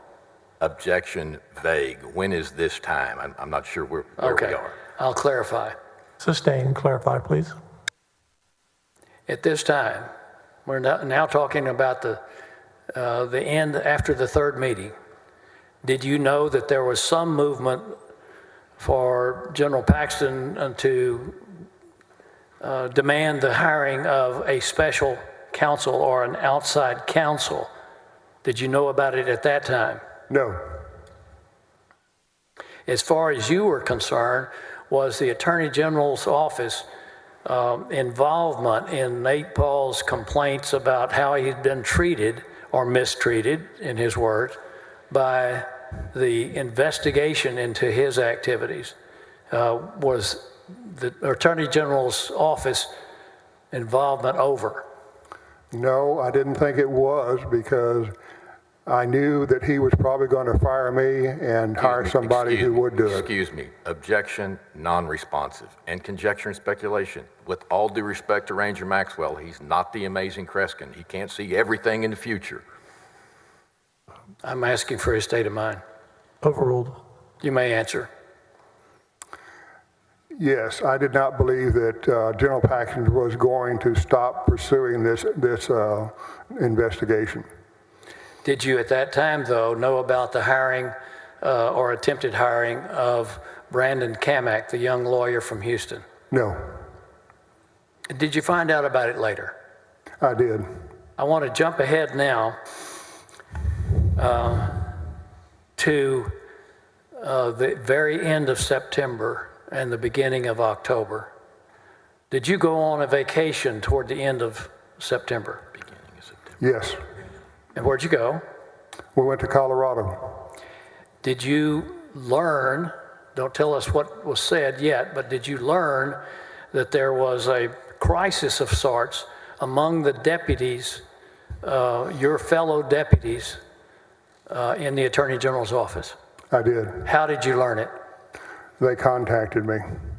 And did you, even being in Colorado, they have phones up there last time I checked. Were you able to communicate with your fellow deputies? I had to drive down the mountain to do it, but yes, I did communicate with them by phone. What did you learn? I learned that all the executive deputies, including Jeff Mateer, were going to stand shoulder to shoulder with me and confront General Paxton with what he has been doing to the agency for the benefit of Nate Paul. What about a plan to go to the Federal Bureau of Investigation to report what they believed were, and what you believed, I believe, were crimes being committed? Objection, leading. What did you learn? And again, what time frame are we talking about? Your question was late September. Time frame is the end of September. Sustain, re-ask. Time frame is the end of September. In your conversations with your fellow deputies, what did you learn the plans were? I learned that they were going to report the activities to the FBI. I learned that they had written a letter to General Paxton. I was not present, so I could not sign it. And I told them that I would also contact Lieutenant Colonel Randy Prince with the Texas Department of Public Safety and also tell him what was going on and that we were going to request an investigation. So you knew Lieutenant Colonel Prince as a fellow Ranger, didn't you? Yes, I broke him in. And so by reporting to the Department of Public Safety, Lieutenant Colonel Prince, where was he in the hierarchy of the Department of Public Safety? He is number 2, or he was number 2 in the department. He's now retired. And at the time that you did that, were you making a report to law enforcement about General Paxton? Yes.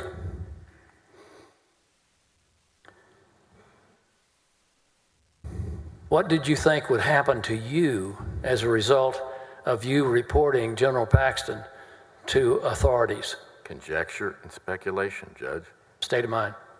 Judge, everything that doesn't get to come into evidence as state of mind. Overruled. You may answer. I was going to be fired.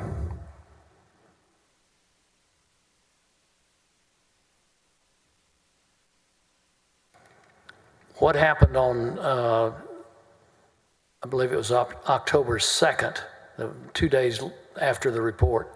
What happened on that date regarding you? I received notification by text message from Greg Simpson, the Division Chief over Human Resources, notifying me that I was placed on investigative leave.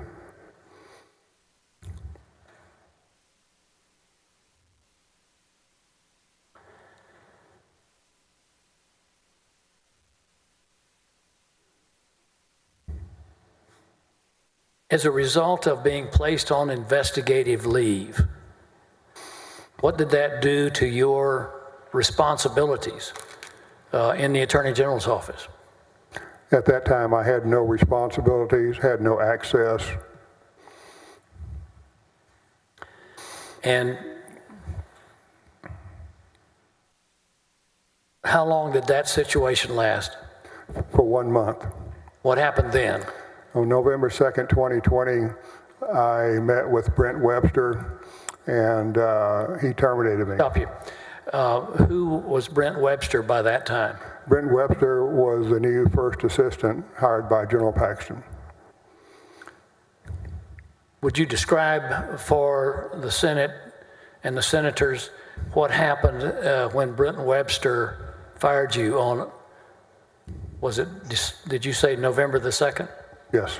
Go ahead. I was told to show up at 9 a.m. In the conference room next to Human Resources, and that I would be meeting with Brent Webster. Were you still a law enforcement officer? Yes. Were you told anything about whether to bring a weapon or not? My division chief over Criminal Investigation Division called me on the telephone when I was en route to the office, and he told me that Brent Webster said that I would not allowed to be in the building if I was armed. So what happened after you went to this, or showed up at the time you were supposed to show up? I got there before 9. I'm pretty much always early. And I waited till about 11:30 before Brent Webster showed up. What happened then? Brent Webster and Aaron Wrights came together, and they first asked me if I was recording this meeting, and I said no. And you were not? I was not. Did you ask them? I asked them if they were recording the meeting, and they said they were not. And then what happened? Then Brent Webster told me that he was conducting an investigation. Did you believe that? No.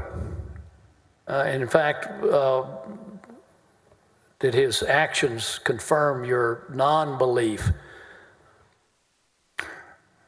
Yes. What happened then? So he attempted to interview me in a very vague and inept way, and I told him, just ask the question, I'll answer it, or I won't answer it. Just give me a direct question and I'll give you what you want to know. We never got to the point where he asked me any really direct questions. All right. How did it end? He left, and he told me to be back at 1 o'clock. And so I went to had some lunch, and I came back to the office at 1 o'clock. Did he show up? No. What happened? Yeah, about 4:30, members of Human Resources showed up with my paperwork, and I signed the paperwork, and I was fired.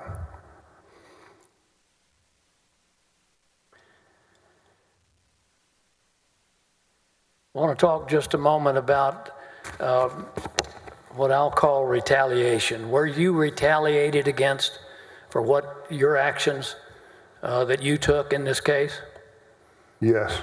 Tell the members of the Senate briefly how you were retaliated against. That he retaliated against me, is what Yes. you're asking.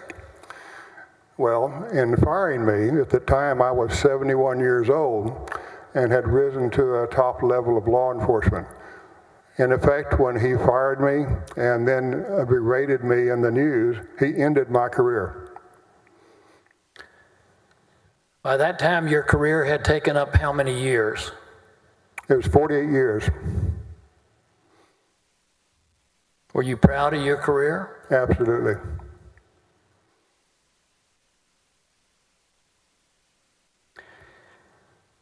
What is an F5 form? That's an F as in Frank 5, the number. It's a TCOL form. TCOL means what? Texas Commission on Law Enforcement. What's the importance of TCOL? TCOL is the regulatory agency for all peace officers in the state of Texas. And so what happened at first with regard to your TCOL license and the F5 form? The F5 form is a form that is required for the agency to fill out anytime they separate from a law enforcement officer. There are three things that you can mark on the F5. It can be an honorable discharge, it can be dishonorable, or it can be a general discharge. Is a general discharge good or bad? Bad. Did you contest that? I did. Did you join in the filing of a whistleblower lawsuit? We call it that.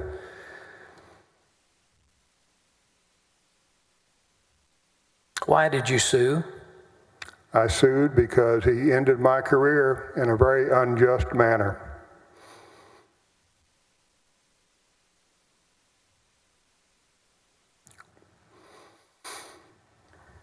Eventually, partly as a result of the lawsuit, was the general discharge reversed and you got an honorable discharge. Yes. Is that important? Yes. Why? Because it's important to me to show that I had an honorable discharge and that I did nothing wrong by standing up for right. Pass the witness. Mr. Cogdell? Thank you. Take as much time as you need. Thank you. You good, Dick? Yeah.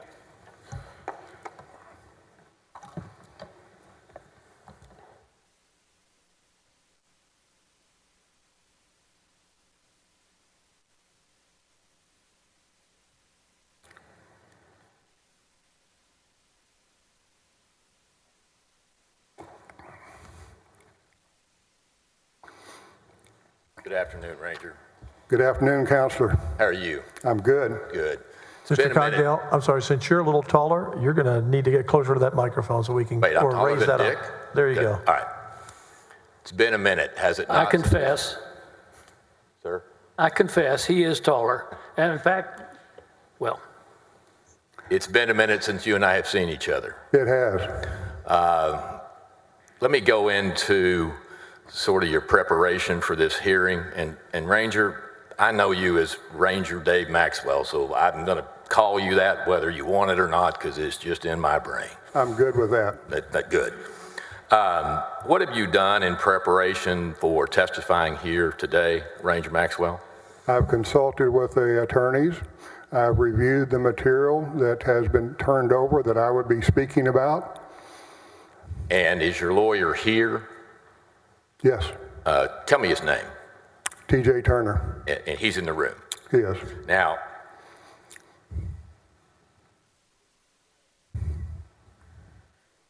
when you say that you have consulted the material, let me make sure I'm on the same page with you. Okay.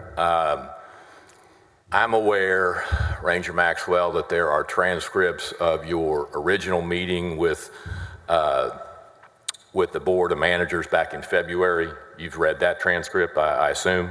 Yes. There is the July 21st, 2020 interview by you of Mr. Wynn and Mr. Paul, right? Yes. I assume you've read that transcript? I have. There is the August 5th, 2020 interview by you and Mark Penley of Mr. Wynn and Mr. Paul, correct? Yes. There are also videotapes. I think the first one is about an hour, the July one, and the second one is an hour and a half or so. Hour and 17 minutes, an hour and 54 minutes. Your memory is not lacking. I'll give you that, at least so far. But have you seen the videos as well, Ranger? No. Okay. Well, I may ask you some specific questions about those meetings, so let me give you copies of the transcript, Ranger, just so if I get down in the weeds and you need them, you'll have them, okay? So, it's good. May I approach, Your Honor? Yes, you may. Ranger, the Board of Managers, Okay. the July and the August. Okay. Good. He was not on mic, but he was simply pointing out to the witness what the different folders were. Let's go back to, I guess, your first involvement, Ranger, with this particular investigation in terms of your testifying, okay? Okay. And by what I mean by that is when you were interviewed back in February, I think, by Therese Buse and Dan McAnulty. Yes, You remember that interview? I do. You've read it. I have.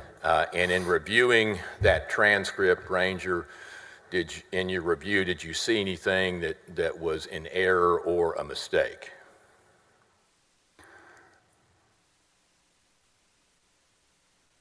I see some things that may be misconstrued What are those things? about Drew Wicker and what he may or may not be able to testify. Gotcha. Now, let me put you on pause there. You weren't here, obviously, during the opening statements, so you don't No. know what was said or what wasn't said about Drew Wicker and your statements about Drew Wicker. You weren't here, right? No, that's correct. Have you met with Mr. DeGuerin or anybody from the Board of Managers team in anticipation of your testifying? Yes. Who did you meet with? I met with Mr. DeGuerin, Rusty Harden, met with the other attorneys that are helping prosecute this case. Okay. And was that topic brought up in the meeting? That is what you said in the February meeting about Drew Wicker? Yes, they did ask me about that. Okay. Now, you know Mr. DeGuerin personally, Yes. and to jump way back in time, which was one of the first times I met you, Mr. DeGuerin famously walked into the Branch Davidian compound during the siege in 1993. 93. Were you escorting him in and out? Was that you? No, I did not. But the Rangers did have a significant role in the investigation of that that incident, that tragedy, whatever we want to call it, right? Yes, I was one of the lead investigators. Yes, sir. And if my memory serves me, Ranger, correct me if I'm wrong, but I think you helped a much younger me get access to my client in that ordeal, did you not? I did. Thank you, sir. Now, I mean this sincerely and respectfully, Ranger. You're an icon with the Texas Rangers, right? I don't see myself that way. Well, a lot of folks do. You'd agree with me. I've heard a lot of people say that, yes. You are in the Texas Ranger Hall of Fame, right? Well, at some point. What do you mean at some point? You are now. I am not an official member of the ones they recognize as being in the Hall of Fame. My picture has been there. There was once an exhibit on me in the Hall of Fame. Well, let's see. You joined the DPS in 1972. That's correct. You became a Ranger in 1986. Yes. You left the DPS, and I'm sure 95% of the people in the room know this, but some folks watching on TV may not.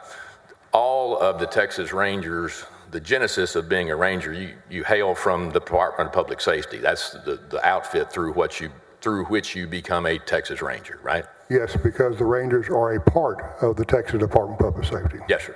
So all told, with the DPS and the Rangers, your career lasted 38 years? 38 years. Now,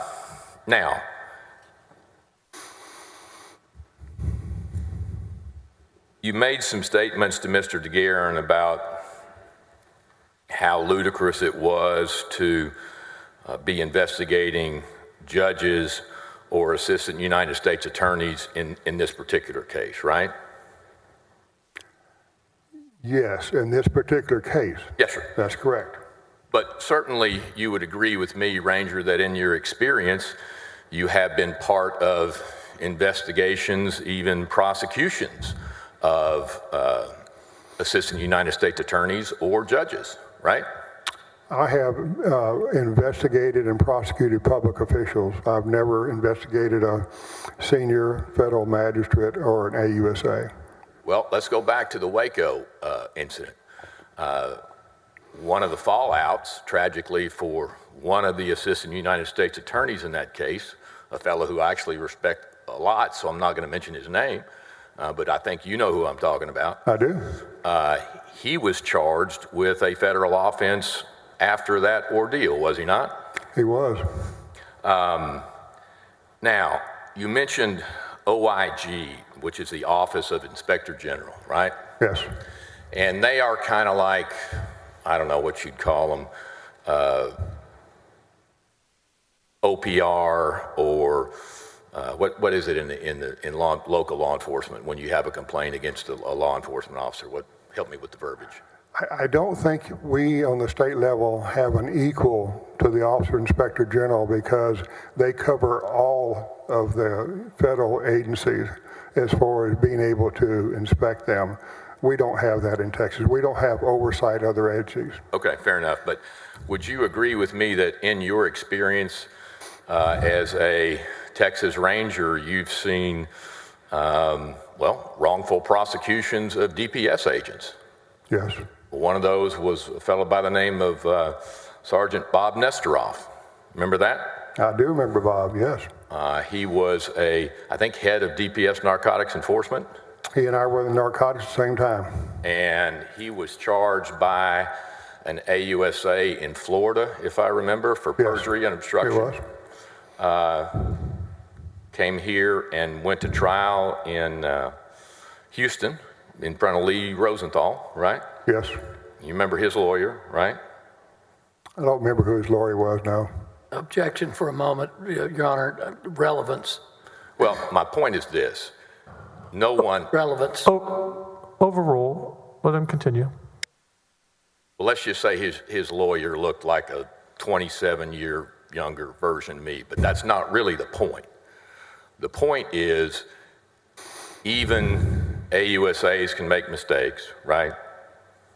You're talking about one individual. Yes, sir. Yeah. One individual that charged a compatriot of yours for something he didn't do. Yes. Okay. My point is, it is not beyond the realm of possibility for anyone, including an assistant United States attorney, to make an error in judgment or whatever that ends up being criminal. Agree with me?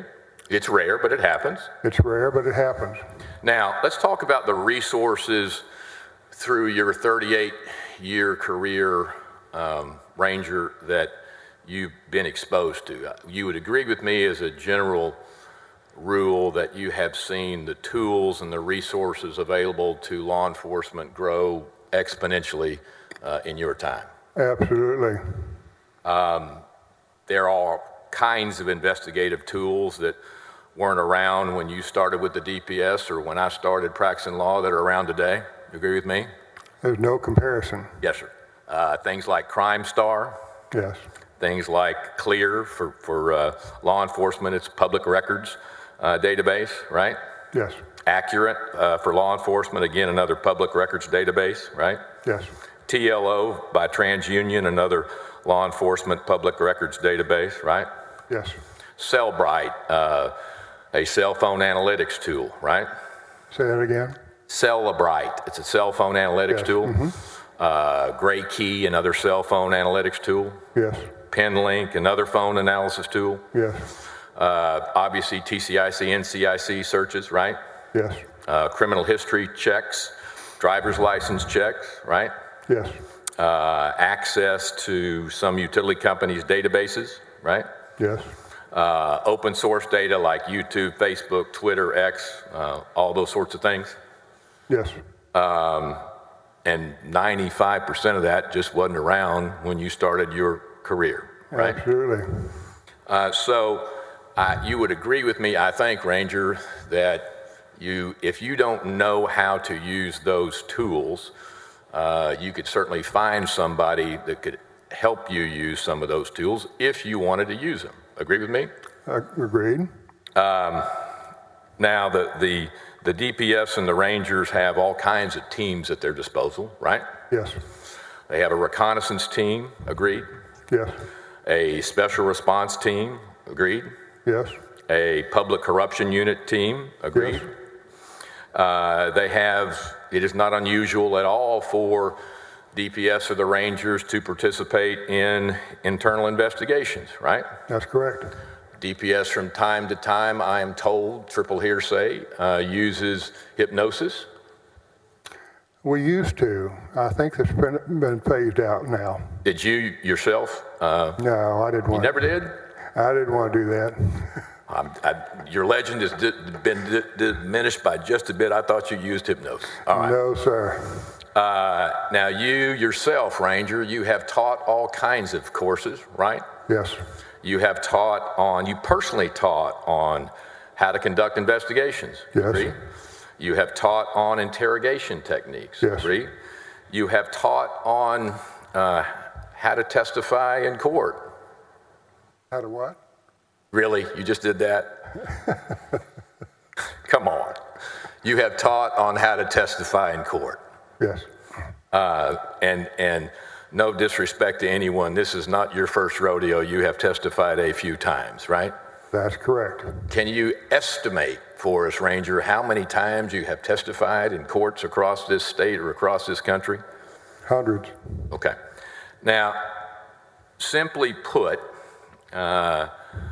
Ranger David Maxwell knows how to conduct an investigation if he wants to, right? Yes, that's correct. And you have literally conducted probably thousands of investigations? Yes, thousands of investigations. I guess, Ranger, anything from traffic tickets to capital murders and everything in between you've investigated, right? Yes. Now, let's talk for a minute about the good traits of an investigator. See if we can agree on a few good basics. One, they should have the training and the mental tenacity to be a good investigator, right? Say that again. They got to be smart enough to know what they're doing. Yes. They should have an open and objective mind. Yes. They should go into an investigation without bias or predisposition. Yes, They should be willing to follow the evidence. that's correct. And they shouldn't make assumptions that aren't based on sufficient evidence, right? Yes, Now, it is also important, is it not, to follow up on any leads or information given to them by others? I lost some of that. Say it again. And I couldn't help but notice you've got a hearing aid. I do, and so it's a little hard for me. Yes, sir. And if I don't speak up enough, please All right. let me know. Thank you. It's important for a good investigator to follow up on any leads or information that's been given to them, right? Yes, Would you agree with me, Ranger, that a good investigator understands that, you know, we're kind of all equal under the eyes of the law in terms of everybody's entitled to have an investigation, if at least if it's warranted by the facts, investigated, right? yes, An inmate or a president or anything in between. Agree with me? An investigation should be thorough yes, and accurate records and reports should be generated and maintained. yes, And that's important not only for the investigator that's involved in the case, but really for the future of the case, right? yes, I mean, investigators leave, they get fired, they quit, but the case may still be going on, right? that's correct.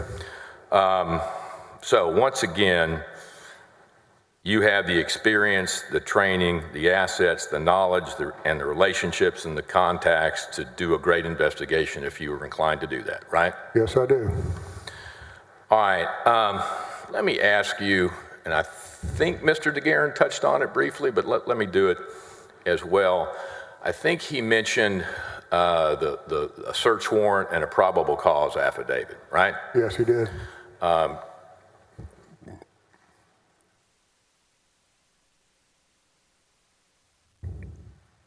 Where is I have just a minute, Your Honor. Affidavit itself.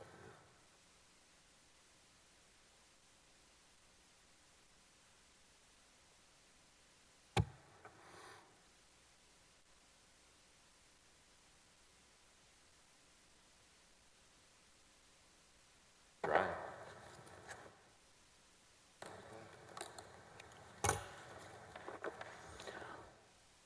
Well, while he's looking for what he should have had, Eric, while he's looking for that, let me cover a couple of things with you, Ranger. First off,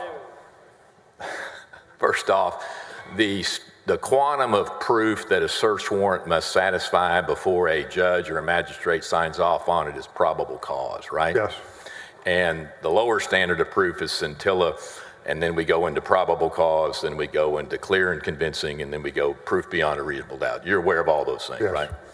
Now, thank you.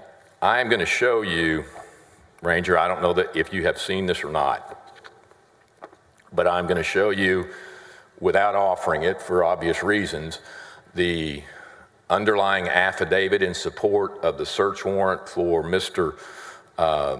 Paul's properties and the search warrant itself, okay? okay. May I approach, Your Honor? Yes, you may.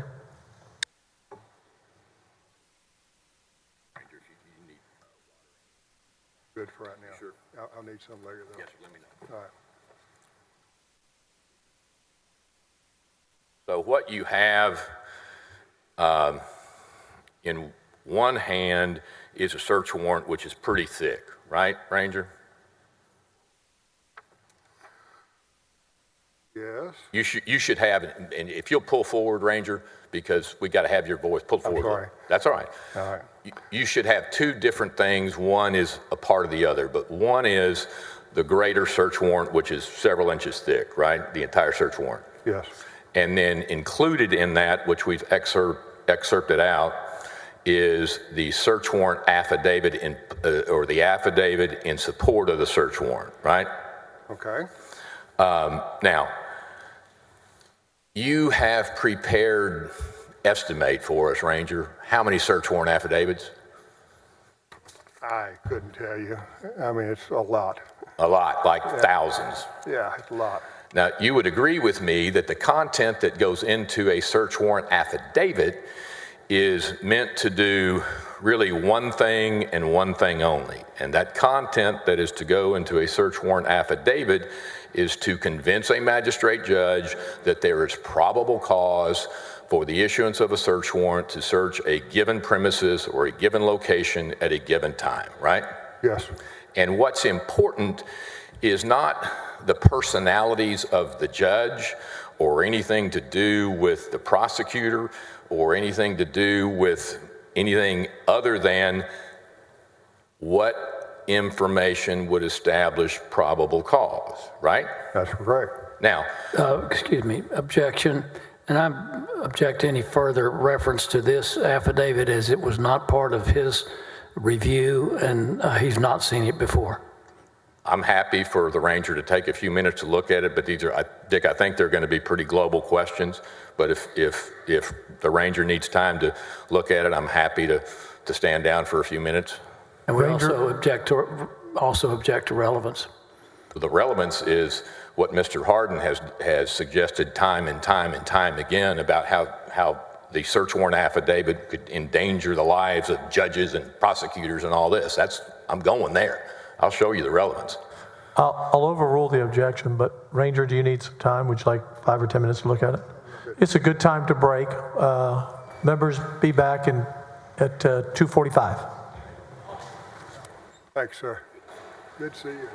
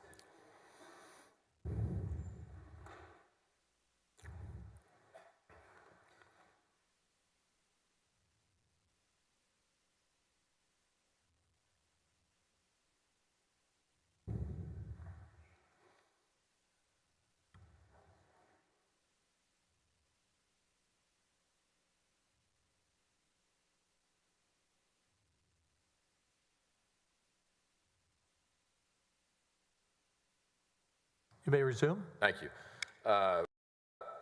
Ranger Maxwell, I asked you, sort of gave you a hint at the break of where I'm going on this document, so let's go there. Back up just a second. We're talking about the search warrant affidavit in the Nate Paul case, but really the questions kind of apply affidavits, generally speaking, not just here, okay? Right.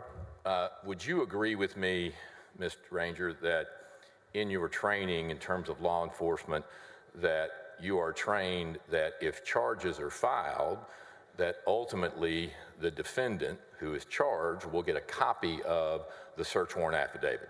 That's correct. And the basis for that, to bore us all a little bit, is whether the search warrant affidavit is sufficient or not is often argued by defense lawyers as a basis for trying to suppress the search, an illegal search. That's the typical argument, right? Yes, correct. So anybody that fills out a search warrant with any experience is going to know at some point this could well end up in the hands of the defendant or his lawyer. Agree with me? Yes. So as a habit, custom, and practice, Ranger, it's true, is it not, that you would not put anything in a search warrant affidavit or really allow anything to be put in a search warrant affidavit that could come back to haunt somebody from a personal safety perspective, right? That would not be my first choice, but sometimes judges don't give you a choice. Well, certainly there have to be names, right? They'd have to be named, yeah. But they don't have home addresses of the cooperator or where their kids go to school, or that just doesn't happen. Agree with me? That's correct. All right, now, this particular search warrant, I'm assuming you've never seen this particular search warrant or the affidavit in support of the search warrant before. This is the first time, I think, you've seen this? It is. And did Nate Paul ever indicate to you in any of your meetings with him that he had a copy of the affidavit of the search warrant? He told me very directly and positively that he knew who signed the affidavit for the search warrant. That he what? He knew who was the officer who signed the search warrant on the probable cause affidavit. He knew who signed it? He knew who signed it, yes. Yeah, okay, all right. Who the affiant was. Sir? Who the affiant Yes. was. And who the affiant was is often discoverable on the search warrant itself, right? Not the affidavit, but sometimes it's on the affidavit and the warrant. Agree with me? Maybe, but he referred to the probable cause affidavit. Okay. The affiant is the person who signs off on That's the search correct, warrant. yeah. So what he told you, if I'm understanding you right, Ranger, is that he knew who the affiant was, right? That's correct. He did not say, I have a copy of the search warrant affidavit. Rather, he said, I know who the affiant is. Right? Yes, he did. Okay. Now, let's get to the matter at hand a little more directly. You received the referral from the Travis County DA's office on, I think, June 10th of 2020. I think Mr.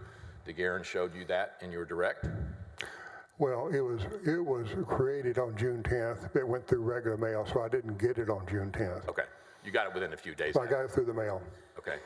But you had gotten an email from Don Clemmer telling you that the referral is on its way, right? Yes. And I think that is the point in time where you did what a Ranger Dave Maxwell would do. You Googled around and figured out, at least in your worldview, this guy is up to no good. I don't want anything to do with him, right? Yes. And you really began the investigation believing that Nate Paul was a criminal, right? Not just because of what you said. I felt he was a criminal because of all that I saw. Fair enough. But my point is, when you began your review, I'm not going to say investigation because it never got that far, okay? So I don't want to step on your verbiage. Right. But when you began your review, you began it with the conclusion that this guy is a, quote, criminal and you want nothing to do with it, right? When I began the review, my thought process was I wanted to see what it was that he had to say. We'll get there. And that was what I told my boss, Jeff Mateer, that I would take a look at it.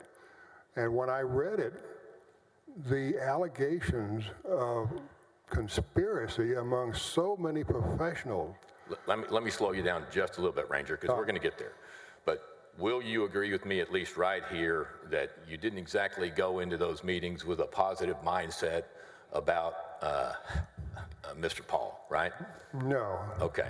Now, if I'm understanding it right, the Travis County DA's office decides it's not the appropriate agency to review or investigate this complaint because the Travis County DA's office deals regularly with DPS and with the Rangers, right? That's not exactly true. That's part of it. That's what was in the email, but that's not exactly the case. Okay, but that's at least what's in the email. You'll give me that part. That's correct. Now, does it strike you as ironic at all, Ranger, that they say, we're not going to investigate this because we're too close to the Rangers or to the DPS, and yet they refer it to a Ranger that's in the Hall of Fame that had a 40 plus or minus year career with the DPS? That doesn't strike you as ironic? I can explain that answer if you like. Well, first answer my question, and I'll let you explain it. I'll give you that much, Ranger. No, it doesn't strike me as ironic. Okay, doesn't sound like Mickey Mantle investigating the Yankees? Say it again, please. It doesn't sound like Mickey Mantle investigating the Yankees? I'm sorry, I still couldn't understand you. I'm sorry, and I don't know if it's the microphones or what. Aren't really good. I'm trying to be cute, but I'm really trying to make a point. Okay. It's kind of like Mickey Mantle investigating the Yankees. Okay. Doesn't exactly jump off the page as an objective review. That's my point. I would say you talked about my professionalism. I always look at things objectively. And let me stop you, Ranger. At no time, sir, I may disagree with what you did or didn't do, but at no time am I going to suggest to you that I think you're a liar or you're unprofessional or you're not a man of great character. That ain't where I'm going. Okay. We good? I'm good. All right. So it was Clemmer that you had the conversation with, Don Clemmer, Ranger? I did. And I think you knew him from back in the day at the Harris County DA's office? Actually, I knew him when he worked for the AG's office because he was the executive deputy over prosecution when I was there in the law enforcement division. Gotcha. So we were colleagues at that point. You were also friendly with him, I guess? Yes. So there's nothing in your personal history that would be a source of conflict or tension between you two? No. So when you called, when was this first call? Was the call between the time you got the email and you got the referral? No, I called him after I got the referral in the mail. Okay. And did you express to Don at any time, Ranger, Mr. Clemmer that is, did you, Ranger Maxwell, express to Don Clemmer, you know, I'm probably not the right guy to investigate this. I don't like Nate Paul. I don't trust him. I think he's a criminal. I think the world of the Rangers.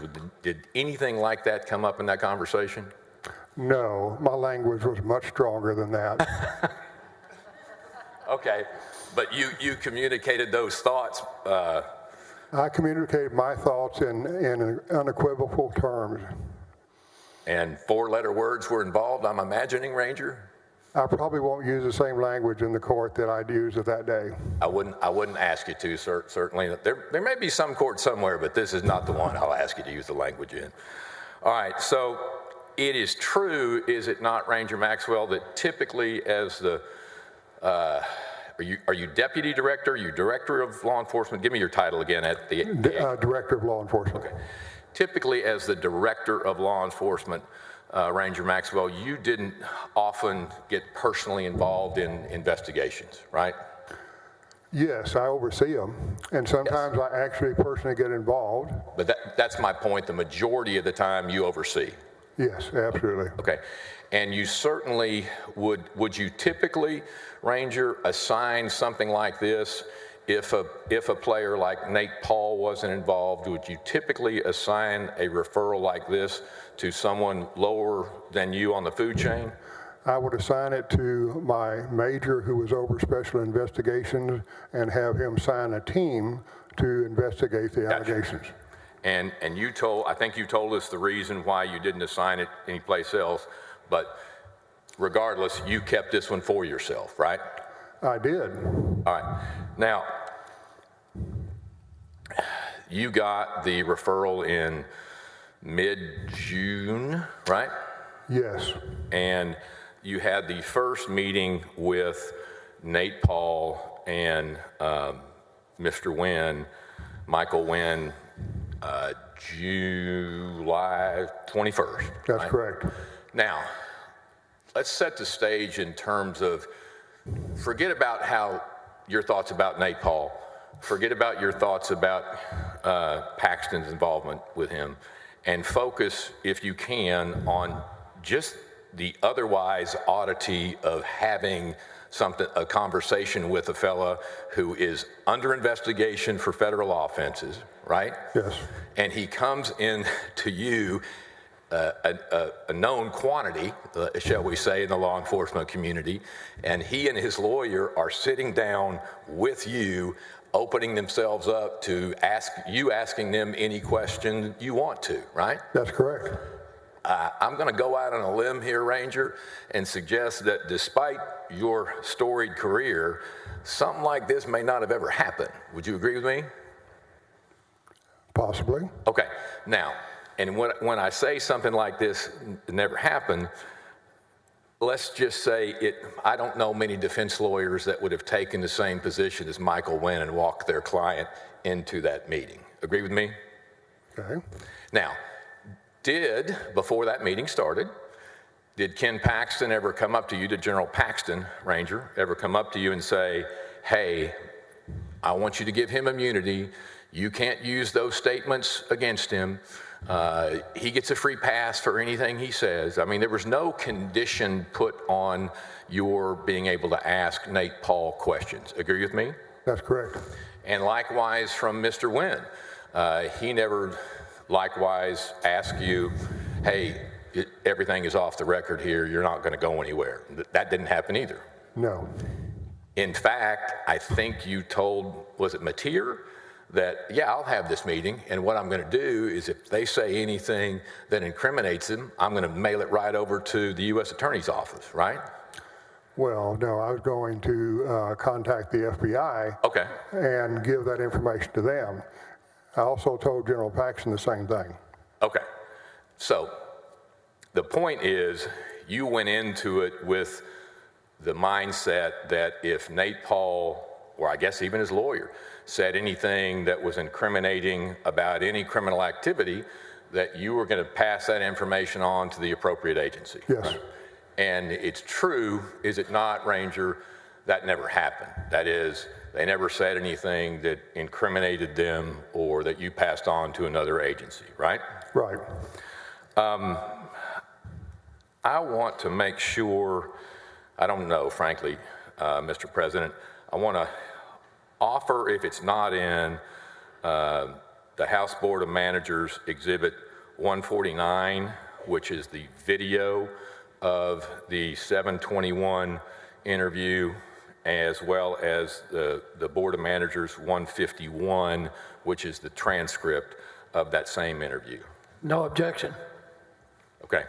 And likewise, while I'm doing that, I want to offer into evidence 156 and 158, which are the video of the August 5th interview that Ranger Maxwell and Mr. Penley had of Mr. Paul and Mr. Wynn, as well as the transcript, which is 158. Okay, let me. No objection. We're looking at those numbers. I'm looking at. Yes.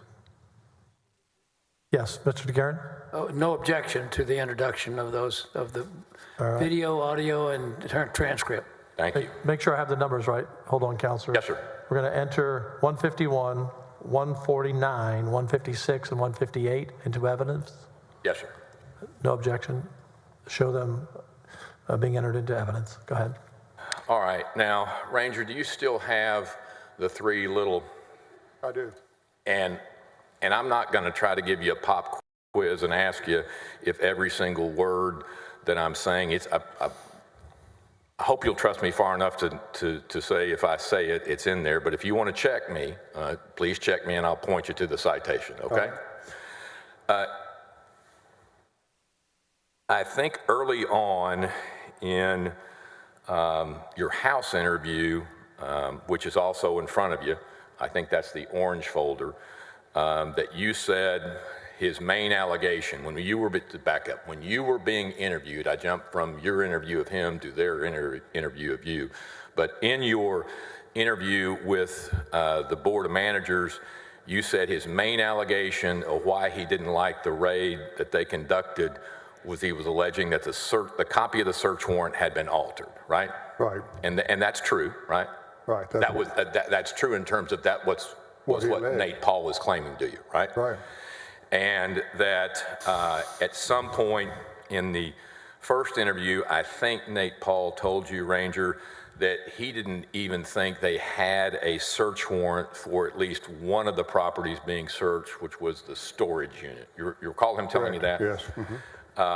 And he went way deep. That is, Nate Paul went way deep into metadata, right? Yes, he did. Do you know as little about metadata as I do? Maybe less. All right. Metadata, at least as far as you and I know, is sort of the fingerprints that any electronically created documents leave. Yes. Now, you said that, and I hear you, you said a couple of times to Mr. DeGuerin that his accusations were so ridiculous and so conspiratorial, I'm characterizing, that it was just absurd to you to even hear him, right? Right.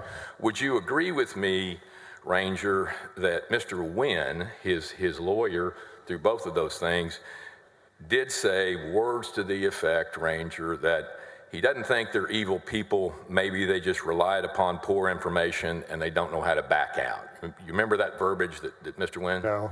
If you will look, Ranger, on page 63, line 22 of the 712 interview, and for the color-coded challenge, that is going to be in the green. In the green, he's looking in the orange right now, the green or the... Yeah, David, Ranger. Ranger? Look, the 712, which should be in the green folder. Yeah, on the green folder. Yes. Yes, sir. I'm sorry, 721.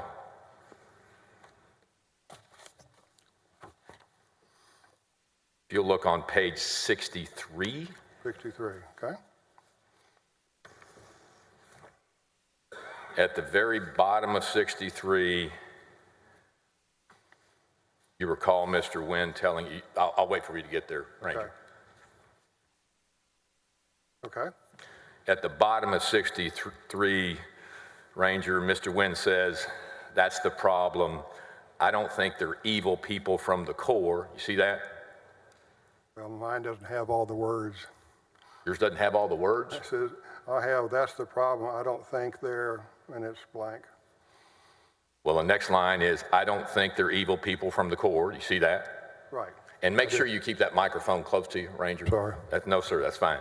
And then the next page, it says at the top of page 64, Ranger, they listened to the wrong people and it got it wrong and they just can't come forward and say, oops, right? That's what he said. Now, again, not suggesting that you should buy that description, but that is certainly what Mr. Wynn is telling you in this first meeting, right? Yes, that's right. Okay.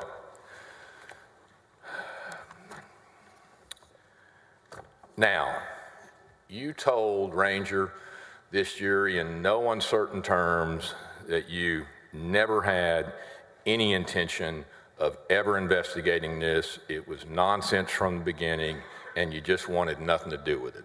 Again, I'm paraphrasing what you told us, right? That's correct. Ranger, it's true, though, that you never said that to Mr. Wynn and Mr. Paul. That's correct. Okay. Instead, what you told them, and this is probably the sly investigator coming out in you, I don't mean to diminish your skill set, but what you told them was, maybe I can get some answers for you, right? Right. And you said, I can look at this and talk to the DA's office and see where we get, right? Right. Told them, I'll look at the metadata just to see what our people tell me about it, because I pay a lot of money to those people to get them trained, meaning your metadata people. That's correct. Right? Yes. And I will sit down with the DA, and if we have something, we do. And if we don't, and they say no, that's as far as I can go, right? Right. So, and again, I think I get the reason why, but what you're telling us about your opinions about their story or their position is certainly different than what you were telling them, right?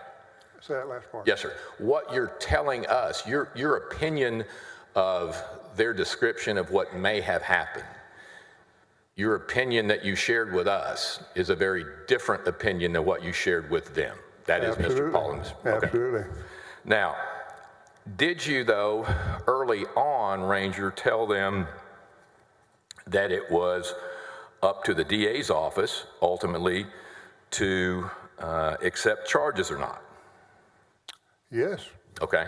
So when Mr. DeGuerin had the DA's office recuse themselves, and that's a term of art we'll probably get to, but when he said, have they recused themselves, you said yes, but you certainly never told or suggested that to Mr. Paul or Mr. Wynn, that is, that the Travis County DA's office had recused itself, right? I go back to the protocol I testified in the first place, which is I require. Ranger, I can't hear you. And I don't mean to step on you, but I want to hear you. I go back to my first statement when we talked about the protocols I have in place, that I require a letter from the DA in that jurisdiction that he'll either prosecute or recuse himself and let us prosecute. Okay. And correct me if I'm wrong, but I don't think you ever got a letter from the DA in this case that they had recused themselves. Margaret Moore never wrote you a letter and said, we are recusing ourselves from this investigation. There is no investigation at this point. Okay. There was not going to be an investigation, and there's nothing for them to review. Okay. I hear you. But if they didn't recuse themselves from an investigation because there was no investigation, they didn't recuse themselves from anything. No, not the investigation. They had to if they wanted to recuse themselves and have us prosecute. Yes, sir. They either have to agree to prosecute the case or recuse themselves and allow our people to prosecute. And neither one of those things happened, if I'm understanding what you're saying right now. Neither one were going to happen, no. Gotcha. And that's my point. Yeah. That didn't happen. And maybe you know this and maybe you don't, but I'll go out on a limb and ask you. Do you know sort of the conditioned precedent for a prosecutor pro tem? Do you know what that term means? And you may not, Ranger. No, I'm not going to try and define that. Sir? I won't try and define that. Fair enough. Now, what is the web pass system? The web pass system. I'm not sure. Well, as I understood it, and I could be wrong, Law Enforcement Division maintains what is called a web pass system, which has an offense report or a case file in it. I'm still not understanding what that is. Well, What's the purpose of it? let me just put it this way. You never created any memorandum, right? No. No memorandum of an interview, right? No. No report of an investigation or a review. That's correct. No note to the file, right? You didn't initiate so much as a post-it note, if I'm understanding you right. I'm sorry if you can't hear me. I think you're the only one in the world that can't hear me right now, Ranger. But you didn't even create a post-it note about this case. I did not take any notes or even create a post-it note about it. That's correct. Now, Operation Longhorn. May I have just a minute?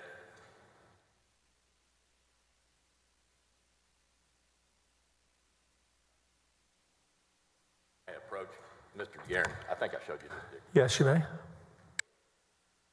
I've seen what he's offering, Your Honor, and my objection is that it's not only if it's offered for the truth of the matter, we think it's false and we don't want it, so we object to it. But I don't know what the offer is. Well, I thought at the break that he had told me he wasn't going to object to it. Whatever, that's fine. Go to your mic so we can all hear the conversation. From my understanding with Mr. Guerin at the break, he told me he wasn't going to object to it. But that's all right. People can change their mind, Dick. I've been married a few times. It's okay. Mr. Guerin? Let me clarify that. I told him I didn't object to it, but I don't agree that it should be admitted for the truth of the matter stated. It's something that was prepared by Nate Paul and his lawyers to show to Mr. Maxwell. We think it's hogwash, but it can be Is that admitted. an objection, Dick? Yes, that's an objection. Objection hogwash? Objection, hogwash. All right. You best not sustain Wait a that one, Your minute. Honor. Which one of those rules is that one, Mr. DeGuerin? 802 or 803? Got them all up here. 803.75. If it's not, we're writing a new one. Okay. It is not, Mr. President, being offered for the truth of the matter asserted, but only to show that Ranger Maxwell and I think Mr. Penley actually were presented with a copy of this. We're not suggesting it's true or it's the letter of the law, but only that it was given to them. That's the limited scope of the offer, all right?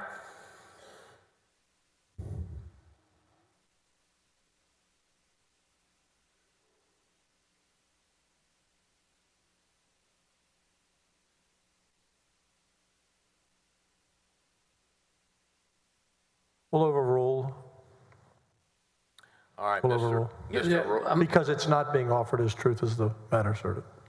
Mr. Arroyo, are you with me? And it's marked, I don't think I said this for the record, Your Honor, it's AG 1005. So we're offering AG 1005. And Ranger, can you see that screen in front of you? Yes, we're up on screen. Thank you. This is your exhibit? Yes, sir. It's the electronic copy of what I'm holding in my hand, Judge.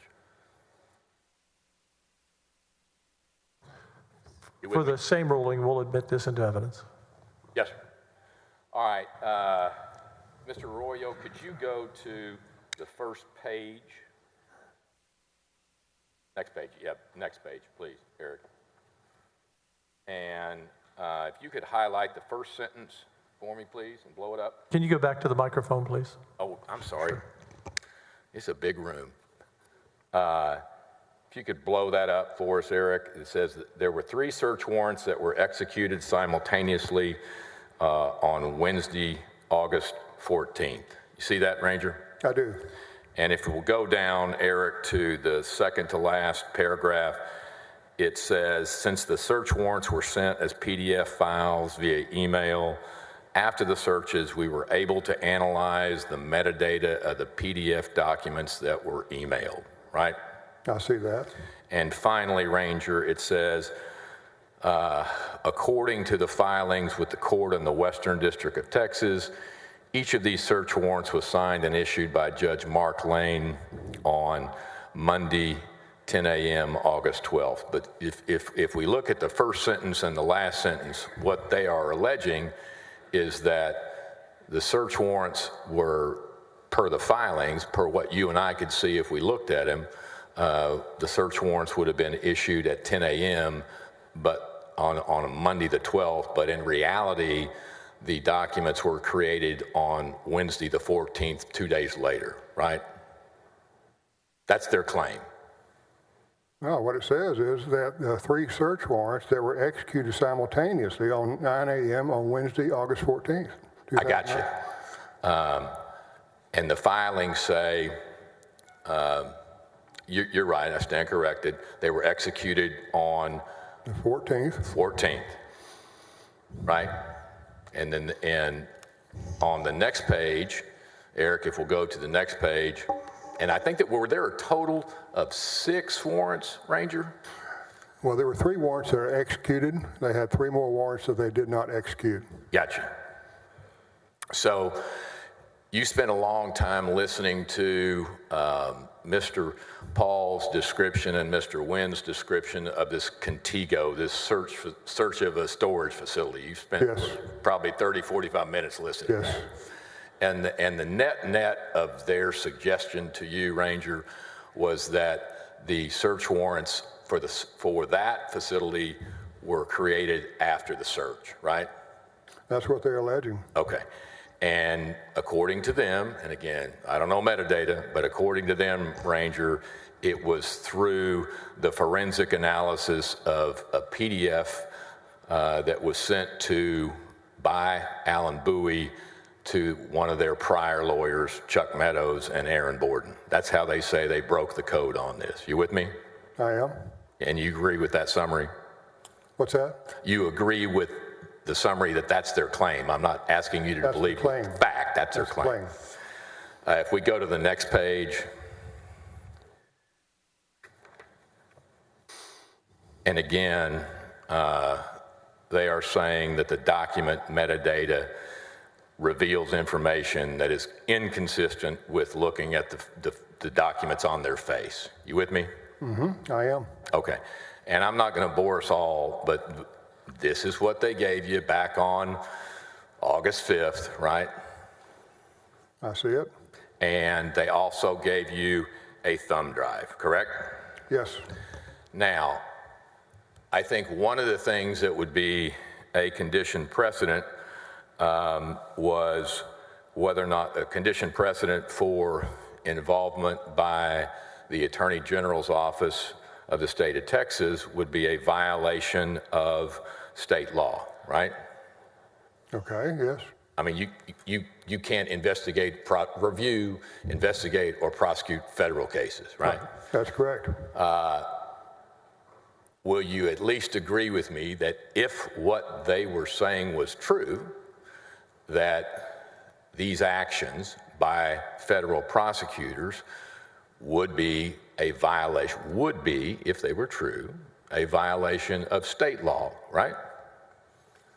The state law, and this is one of the only reasons why I agreed to hear him out, was falsifying a government document would cover a federal document. Yes, sir. Even though we don't have jurisdiction over anything else about it. Gotcha. And I think we're saying the same things, you probably better than me, but if a federal law enforcement agent or prosecutor or judge or whatever, if they knowingly entered false information into a document with the intent to deceive someone else, not only would that be a federal crime, it would be a state crime. I think it would be tampering with governmental records, right? That's correct. Now, would you agree with me, Ranger, that despite your concern or belief or hope that Mr. Wynn or Mr. Paul would say something incriminating or say something that would cause them exposure criminally, neither Mr. Wynn nor Mr. Paul ever ask you to do anything illegal? Yes, they asked me to interfere with a federal investigation, which is absolutely illegal. It's also obstruction of justice. Show me, Ranger, in the first hour or the second 2 hours on the investigation or the interview of July 21st or August 5th, you've got the transcript there for both of those. Counselor, you are showing me the evidence right here. This is it's a map of how he wanted the investigation to be done and to have the AG's office follow how this was to be investigated, along with targeting 6 individuals. Okay, where does he, excuse me, Ranger. Go through it and you'll see it. Show me. It'll show it. I don't have a copy of it. I'm sorry? I don't have a copy of it. You do. You've got a copy of the entire transcript of July 12th, Ranger? No, I'm talking about the document you have up on screen right now. Show me, Ranger, where they say you reviewed the transcripts of the July 12th interview and you have reviewed the transcripts of the August 5th interview. Show me the language where in either one of those interviews, Ranger, that they ask you to commit a crime. They're not in the interviews, Counselor. They are in the document you're looking at right now. He lists 6 people as a person of interest to be targeted in this investigation. Where It's does it right here. ask? It's in Operation Longhorn. I'm sorry, I'm talking over you. I apologize, Ranger. Where in this PowerPoint, show me, Ranger, where in this PowerPoint that Mr. Wynn asked you to commit a crime or Mr. Paul asked you to commit a crime? Where? Objection, Your Honor. He doesn't have a copy of this in front of him. May I give him my copy so he can answer that question? Providing a copy now. No, I don't. My apologies. I thought you had one.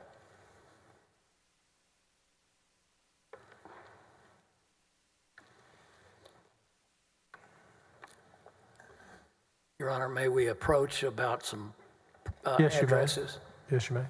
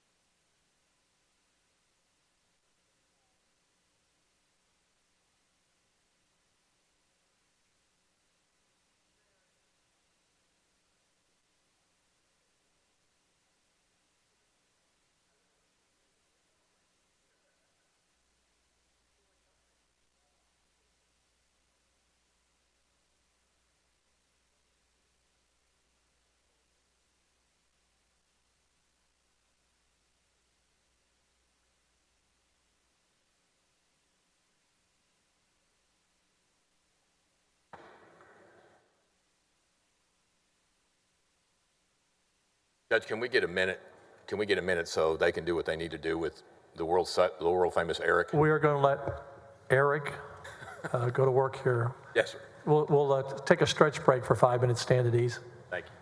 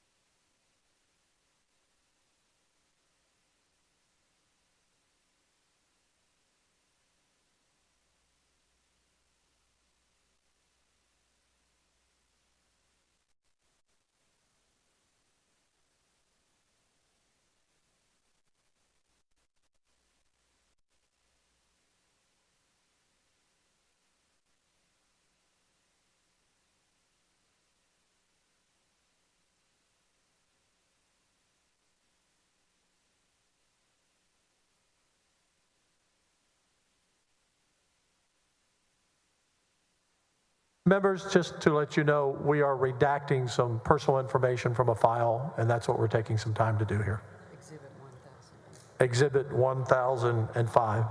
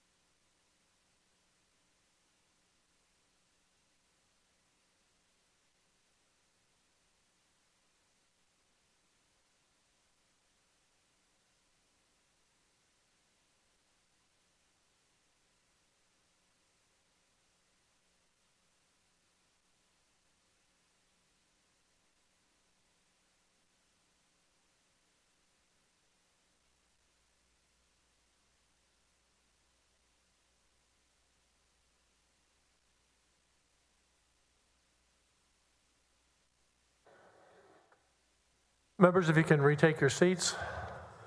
Eric has resolved the issue, and I know I've mentioned his name a few times. Stacy, I just want to be sure we appreciate all of your work too. Okay. Yes. I think they both have a page out there. All right. Ready to resume. We good, Ranger? Yes. All right. So what happened there is that someone noticed that there were names and home numbers or home addresses and telephone numbers. We've redacted those names, right? Yes. Now, what crime is Mr. Wynn or Mr. Paul asking you to commit by tendering this PowerPoint to you? They entered the PowerPoint and gave it to us to map out how they felt our investigation that they wanted to be created should go. Okay. We have a transcript, do we not, of exactly what they said? Transcript of? Exactly what they said when they were meeting with you on August 5th when they gave you this PowerPoint? Yes. Okay. And you've reviewed that transcript, you say? Yes. And where in the transcript, what words do they use to describe to you that they desire a crime to be committed? They obviously did not say that they wanted a crime to be committed. What they wanted was an investigation. Okay.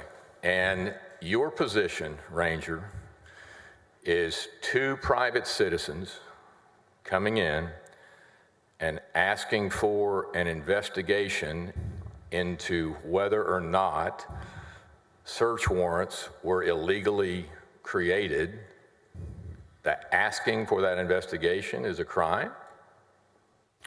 Following through on the investigation is a crime. What crime would it be to investigate the legality? If that's a crime, I'm going to be on death row. I investigate the legality of search warrants all the time. That's what I do. What crime is it, Ranger, for them to ask you to investigate the legality of a search warrant? The only purpose... No, sir. Objection non-responsive. What crime is committed? Sustained. Objection, he didn't allow him to finish so we could see whether it's responsive or not. I believe it was going to be responsive. Objection to interrupting the witness. I'll Overruled, sustained, but I'll ask again. And I'll ask again, take a pause. And I'll calm down. And you can raise the mic too. And I'll calm down and raise up. Okay. I'll try again, Ranger. All right. Even at my age, I get excited every now and then. What crime is committed, Ranger, by them asking you to investigate the legality of a search warrant? What crime is that?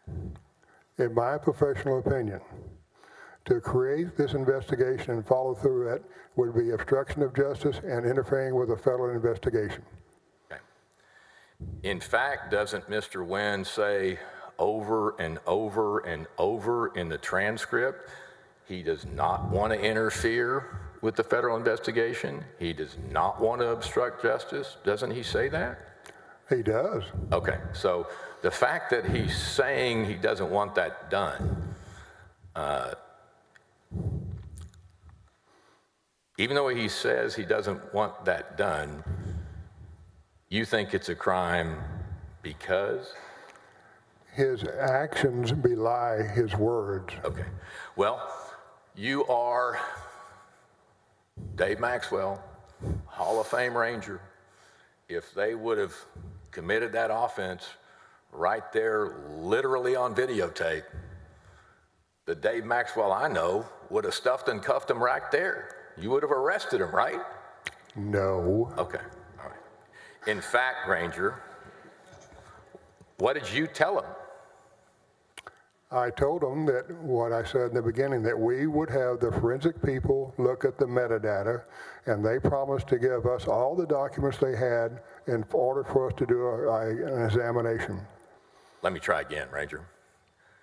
Instead of saying, you've committed a crime, I'm going to arrest you, what you say on page 143, line 24, is we're going to look every which way into this, right? That is exactly right as far as the metadata. Okay. Mr. Penley says, quote, we're going to look into these allegations, right? He may have said that. Okay. Mr. Penley says, thank y'all for coming in today. We appreciate it. Thank you for the handout and for the documents. We'll look into this. Are those the Mark Penley's an experienced prosecutor, right? Yes. He was with the U.S. Attorney's Office in the Northern District of Dallas Division by my recall 15, 18 years. He's not a newbie. Something like that, yeah.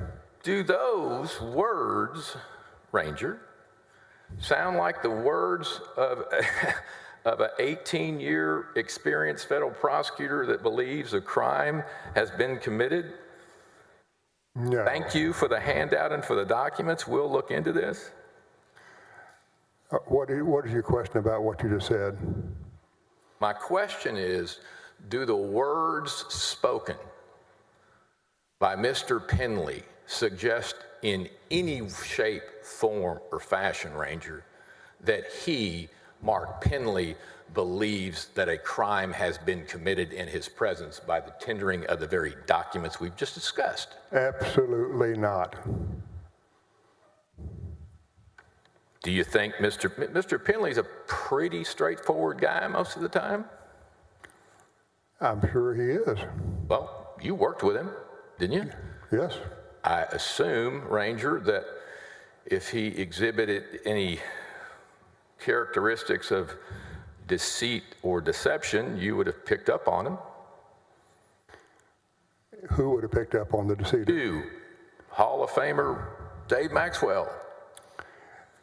How I answer that is that he and I both knew that the only thing we were going to do was look at the metadata, period. Okay. Well, since you know what he knows, did he think he'd been asked to commit a crime, Mr. Penley? Mr. Penley did not believe that a crime had been committed by these officers, or the magistrate, or the U.S. Attorney's Office. My question probably wasn't a good one, Ranger. Did Mark Penley believe that Mr. Wynn and Mr. Paul, by asking for this investigation, did he think that was a crime by the simple asking of the legality of search warrants to be investigated was a crime? He believed, as I did, that if we followed through with what they were asking, it would definitely be a crime. Okay. And that's why he continued to work on this case? That's why he continued to do an investigation? That's why he told Ken Paxton, I've got more work to do. There's more things I need. I need to do some more research. Does that make sense, Ranger? I didn't tell Paxton that. No, he did. Are you aware of that? Who did? Mark Penley. Oh, I don't know what he told him.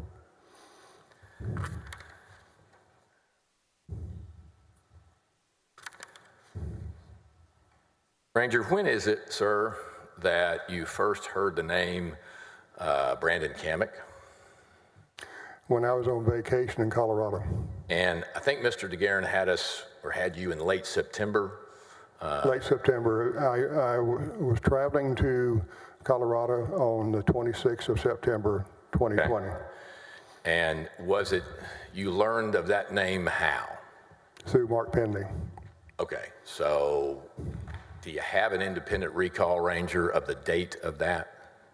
Like 25th, 26th, 27th, just ballpark it for me. It was on the 26th of September 2020 when Mark Penley told me about what was happening with camac. Okay, so Penley calls you, you're in Colorado at the top, and you got to come down, and that's... Well, actually, I was driving at that time, so I had him on speakerphone. Okay, but anyway, you're in Colorado. Right.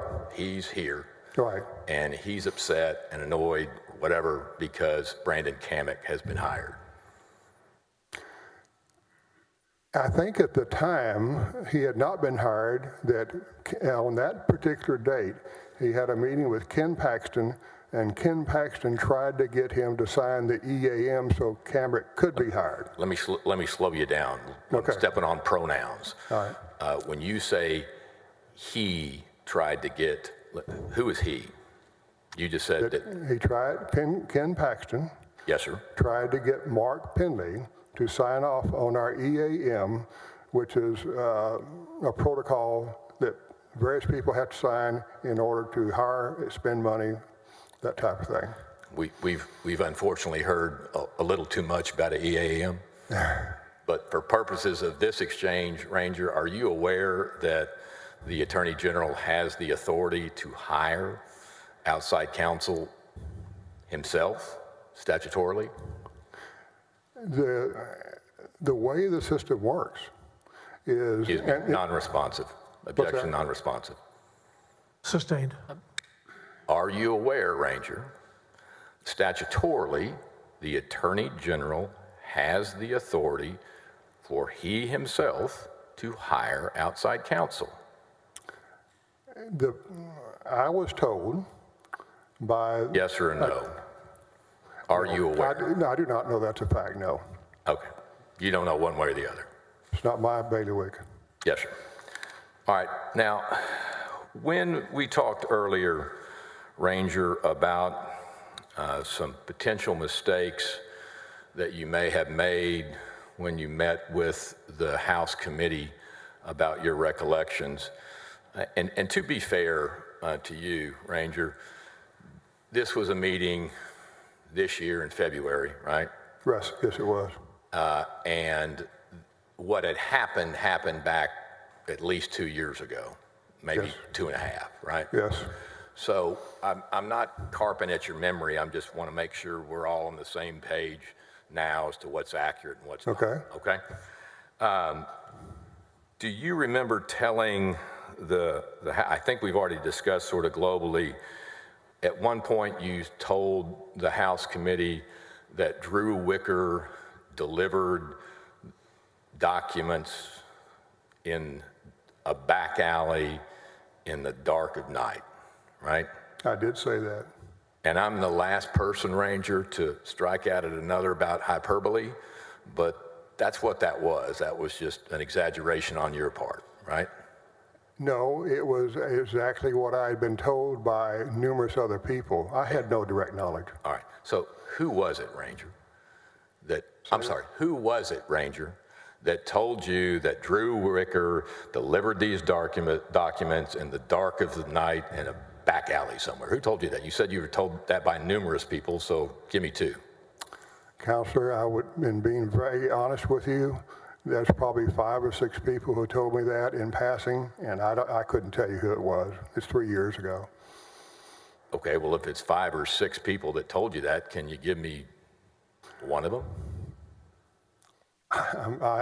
If I testified today who it was that gave me that information, I would not be able to say honestly that that person did. Okay. Well, you certainly told the House committee that, right?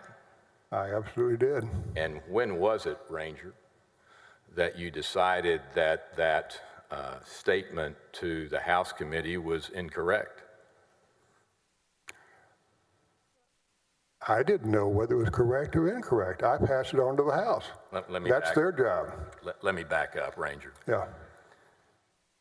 I thought 2 hours ago or whenever it was, when you and I started this dance, sometimes friendly, sometimes not so friendly, I asked you if there was anything in reviewing your statements to the House managers that you believed was inaccurate, and you pointed out this very statement, that is the Drew Wicker dark of night back alley statement, and you had indicated that you had, I think, come to that conclusion after meeting with either Mr. DeGuerin or Mr. Hardin. Is that right?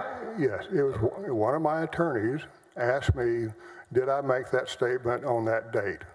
And I said yes, that I was passing on information that I received from someone else. Okay, but I had no direct knowledge. Right. So are you relying upon Mr. DeGuerin or Mr. Hardin now for the truth or falsity of something? I'm not sure I understood your question. Okay. Well, you told the House back in February that Drew Wicker, dark of night, back alley. Now you're saying that's a mistake. When did you determine it was a mistake? I don't know whether it's a mistake or not. I'm passed on the information. I was asked by our attorneys, did I say that? And I said yes. And I explained to them that I passed it on to them to investigate it. Okay. So I don't know what Drew's testimony would be or would not be. I don't know the truth. So you don't know if what you were saying to the House managers is true or not? What I was saying to the House managers was that somebody needed to talk to Drew Wicker. That was my only purpose in bringing it up. Well, but when you tell the House managers your statement, you would agree with me, Ranger, you don't say, I heard from 5 or 6 people that his travel aide, who was with him at all times outside the office, went with him to have meetings, and also in one instance carried documents and gave them to Nate Paul in a dark alley one night in the middle of the night. You don't say you heard that from 5 or 6 people. You say that as a fact, right? In my mind, I said it for them to be a lead to go talk to Drew Wicker. Okay. I didn't say it as a fact because I have no personal knowledge. You're saying you didn't suggest you had personal knowledge of that? I do not have any personal knowledge about what Drew Wicker would or would not testify to. I was relaying what I was told by others so the committee could find Drew Wicker and find out what the truth is. It's part of an investigation. So how do we know, Ranger, when we look at your statements that have been made to the investigating committee, how do we know that those are statements based on your own personal knowledge or based on something that you've heard? I will certainly tell you if you ask me. But you didn't tell them. You didn't say, I heard this from 5 or 6 people. You said it emphatically, first person, in fact. So how can we tell when it's you're relying upon and your memory or unnamed people? How do we know? Objection. Objection to Mr. Cogdale, sorry. Objection to Mr. Cogdale stating... Nothing, Dick? Nothing? Well, we've known each other for at least 30 years, but my objection is to Mr. Cogdale making a statement of what the record says, and then asking him a different question about it. It's a statement by counsel rather than proper cross-examination. Look on page 18, Mr. Maxwell, of your... I'll sustain the objection. You can rephrase it. Yeah, thank you. And I'm sorry I call you judge. It's just reflex, Your Honor. You can call me anything. It's fine. I'm just Let's here don't get carried away. I just have this job. If you will look, Ranger, on page 18, I believe line 3, Okay. would you read out loud what you tell the House managers on page 18, line 3?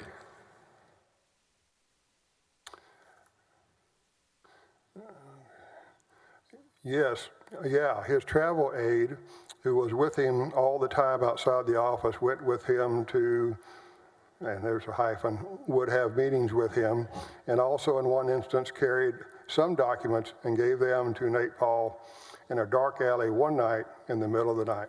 Okay, so you would agree with me, and to satisfy Mr. What's the name? Touche. Both of you need your names in the hat right there. Yeah, Okay. to satisfy Mr. Touche, you would agree that you didn't qualify this statement, Ranger, that it was told to you by 5 or 6 people, right? What are you asking me to agree to? You would agree to me that when you told the House committee this story about Drew Wicker, you never said you had heard it from someone else. I did not. Okay. So my question remains the same. Since you didn't qualify or explain your answers that were based on hearing it from someone else, how do we know, Ranger, when you're telling us something that you know your own personal knowledge as opposed to hearing it from someone else? There is no comparison between giving an investigative committee a lead to go and investigate. I never said that I had any personal knowledge of that. Okay. Let's try again. What's the answer to my question, Ranger? Which is? Third time. Since you don't qualify your explanations and explain to us whether they are based on first-person knowledge or you heard it from somebody else, how do we know what you are basing your explanations on? My explanations of what? Now, what are you referring to when you say, what did I base my explanations on? My objection was asked and answered. Actually, he hasn't answered. Overruled. Now, so that you and I are clear, Ranger, Okay. you are a fellow that's taught folks how to testify, right? Say it again. Why is it that every time I ask you if you've taught folks to testify, you suddenly can't hear the question? Actually, my testifying, I learned by experience. Okay. And is that one of the things you've learned by experience, Ranger, to pause and act like you haven't heard the question? Maybe. Fair enough. Well, what did you learn? I learned that it throws you off. Does it? Does it? Okay. And that's your intent, Ranger? Rather than testifying to the truth and giving direct answers, your game is to throw people off? Is that where we're going, Ranger? Is that where we're going? No. That's what you just said. That's what you just suggested. I just said that I do sometimes pause.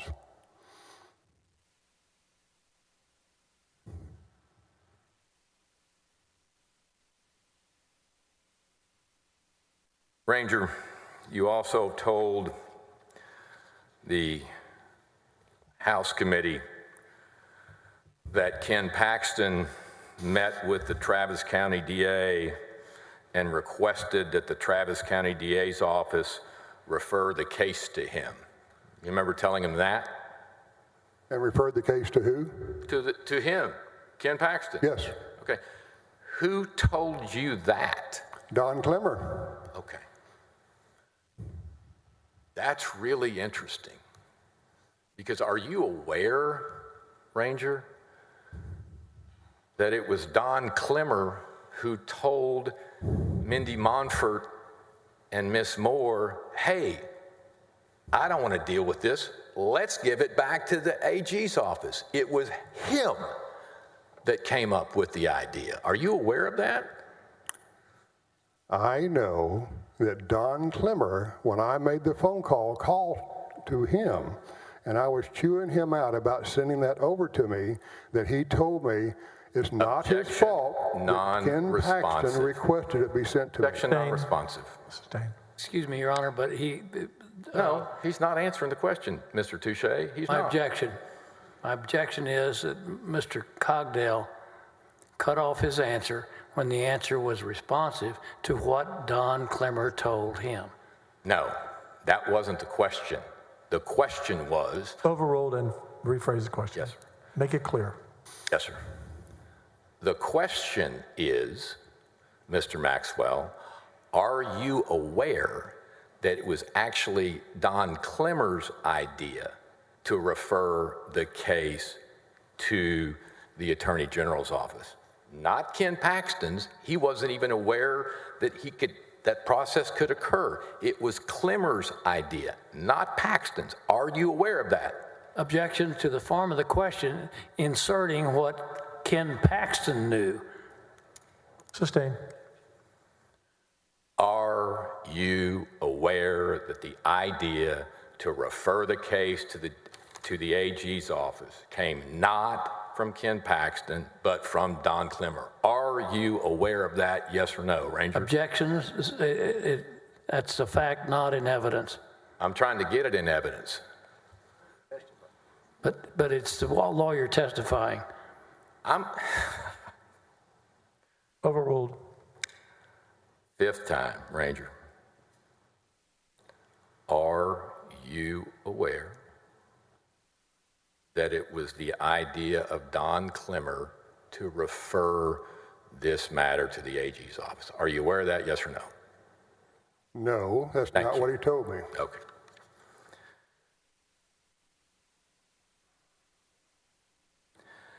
You've told the House Committee, Ranger, that actually it was your lawyer, Mr. Turner. Is he here today? Did you say Mr. that? Turner? Yes, sir. Yes. Where is he? He's in somewhere. I think he's in the chambers. Okay. But he was with you while you were being interviewed by the House managers, right? Back in February. That's correct. So you were present when your lawyer told the House committee that Paxton drafted the contract to camac and Paxton took camac over to the DA's office. Yes, I was there when Okay. he said that. Yes, sir. So look at page 49, Ranger, of your Board of Managers interview.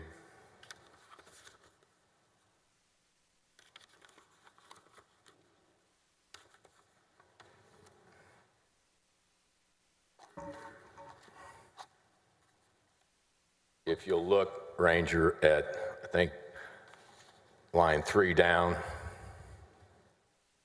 your lawyer says what David's talking about is after David and Mark refused to approve hiring of outside counsel, Attorney General Paxton actually drafted and sent the contract to this guy, camac. That's what your lawyer tells the Board of Managers, right? Yes. Where did he get that from? I don't know. Did you hear that from somebody? Sure. Who'd you hear that from? Say it again. Who's what? Really? No, I'm being serious. We're going to be here all day. Who did you hear that from, Ranger? Who did you hear that Paxton drafted and sent the contract from? I don't know who has that information. I wasn't involved with camac. Objection, non-responsive. Okay. Sustained. Ranger, I'm asking you, who told you that Ken Paxton drafted and sent the contract to Brandon camac? What is the name of the human that told you that? I don't know that. I'm not asking you if you know that. I'm asking you who told you that. Those are two different things. I think the statement was made by my attorney. And you said, after I pointed out, Ranger, that your attorney made that statement, you were the one that said, I had heard that. And I am asking you who told you that. I would think it was Mark Penley. Mark Penley. Okay. Because Mark Penley was involved with that. Okay. And your lawyer, Mr. Turner, Ranger, goes on to say, and then referring to Paxton, and then took him over to the DA's office and introduced him to them, where he went to the grand jury in the auspices of being his special prosecutor for the Attorney General's office and obtained somewhere around 40 subpoenas. So your lawyer is telling the committee that Ken Paxton took Brandon camac to the Travis County DA's office, to the grand jury, introduced camac to the Travis County DA's office grand jury, or the Travis County grand jury, and Ken Paxton got camac to get the 40 subpoenas. That's what your lawyer told Objection. The objection is he's trying to cross-examine the witness from another person's statement. The lawyer, he's only recited what the lawyer said, not what the witness said in that statement. I didn't think there was any confusion about that. You were sitting right there when your lawyer is telling the DA's office. Sustained. Try a different approach. You were sitting right there when your lawyer is telling the committee that Ken Paxton took Brandon camac over to the Travis County DA's office, right? Right. Was that your understanding of what happened? That Ken Paxton took Brandon camac to the DA's office? Like I said, I have no direct knowledge of it. I talked to Mark Penley a lot. He may have told me that. Okay. And your lawyer goes one step further and says that Paxton introduced camac to the grand jury. Is that your understanding of what happened? I don't know. I don't know if that happened or not. Okay. Yeah, objection to cross-examining from what the lawyer said, not what Mr. Webster. I am certainly free to test this witness's memory about what happened and what didn't happen, and if his lawyer is making falsehoods while he's sitting there, I can cross-examine him about that all day long. Sustained. Okay. Did you tell your lawyer, or where did your lawyer learn from this? Where did your lawyer learn this claim that Paxton took Mr. Camac to the grand jury? Objection. This Law School 101 says you can't ask a client what he told his lawyer. I'm not Object to asking that. him. Law School 101 would also teach you to listen to the question.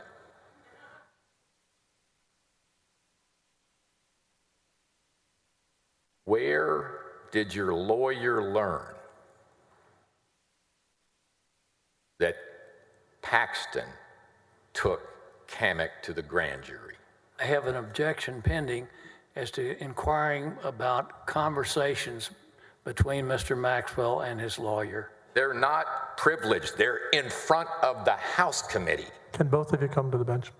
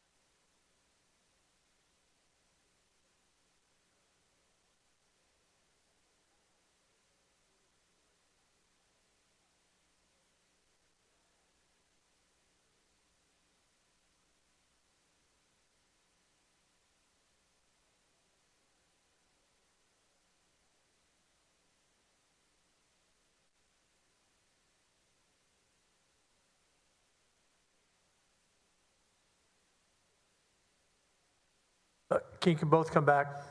Mr. DeGuerin? Mr. Cogdale?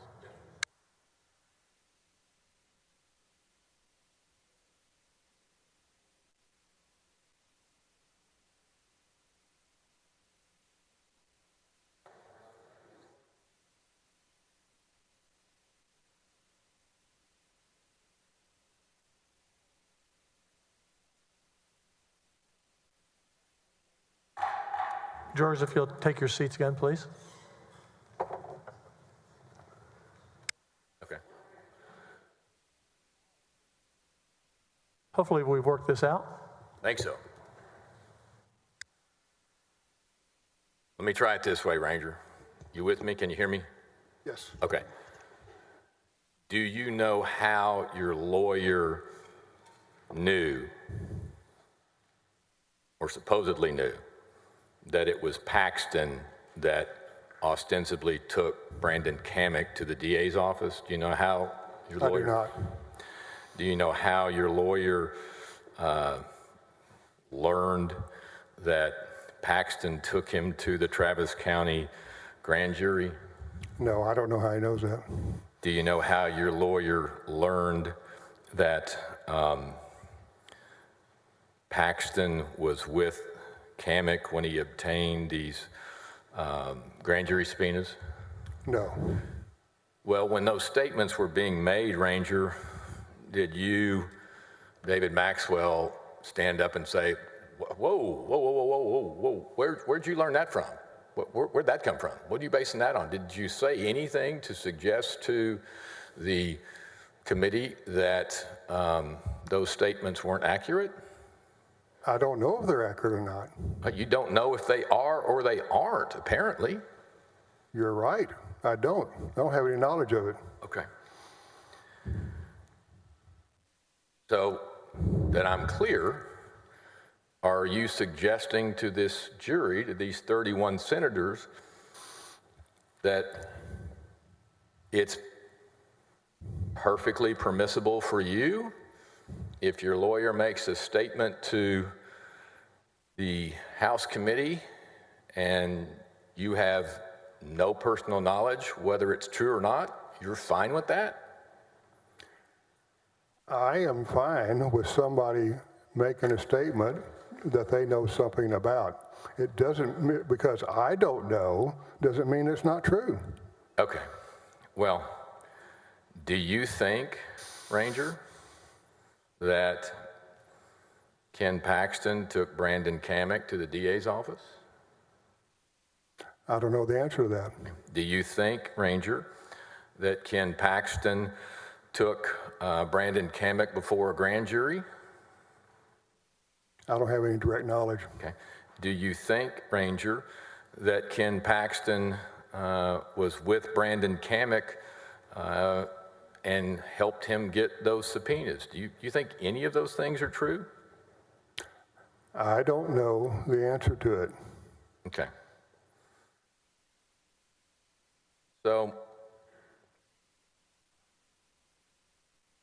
when you left the interview with the Board of Managers, after that point in time, did you learn that any of the information that you had been provided or that your lawyer had provided was incorrect? Did you ever find out anything that was said was untrue or inaccurate? No. Okay. And of course, had you would have brought that to their attention. I would. Okay. May I have just a minute, Your Honor? I'm sorry, say that again? It's catching now. Everybody's got it. Can I have just a second? Yes, yes. The acoustics in here are not the best.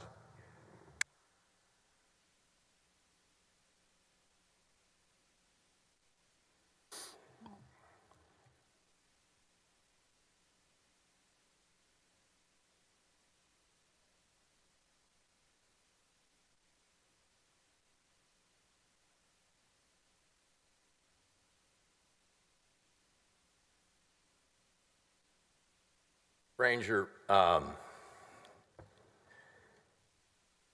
you never had any intention of investigating any of this, did you? When I read the allegations, I never had any intentions to open up an investigation. That's correct. You never had any intentions of finding out whether or not Mr. Camac and Mr. Wynn were telling you, you never had any intentions of doing any investigation, right? I plainly stated I was not going to do an investigation. Okay. You didn't so much as make a phone call, right? You didn't make a phone call to investigate. You didn't get on PACER. You didn't do TCIC. You didn't do NCI. All that litany of accessible tools that you had at your disposal, you didn't do anything, right? I did not run him through any of our databases. And you never had any intention of conducting an objective, fair, reasonable, thorough investigation, did you? There was no investigation to be done. Objection, non-responsive. Sustained. Do you remember, Ranger, when we went through the litany of characteristics of a good investigator in the beginning of your direct examination? Yes. They should have an open and an objective mind, right? Yes. They should act without bias or predisposition. Yes. They should be willing to follow the evidence. Yes. Should conduct an investigation timely, right? Should conduct an investigation timely. Yes. And that they would know that no person is more or less deserving of their best efforts than another person, right? Yes. The investigation should be thorough, right? It should be, absolutely.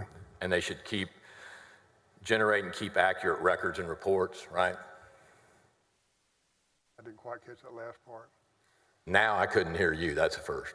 I'm sorry. It's all right. I didn't quite catch the last part of the Yes, question. sir. That if someone's going to do a legitimate investigation, they should keep accurate records and reports. Absolutely. Okay. Yes. And you never had any intention of doing any of that, right? There was no investigation. That's a no? You never had any intention of doing any of that? Right. Okay.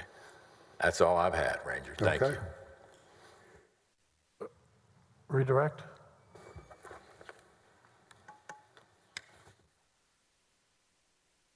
How much you got? You want me to get this out of the way?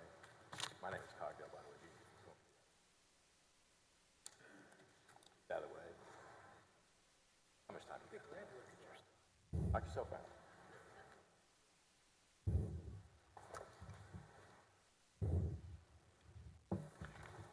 Mr. DeGuerin?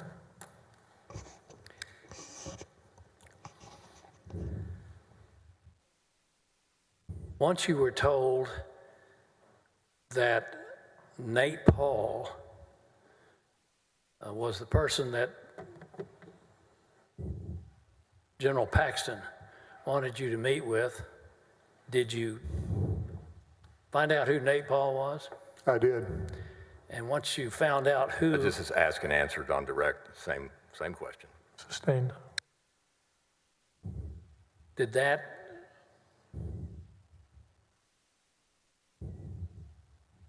When you found out what he was and who he was,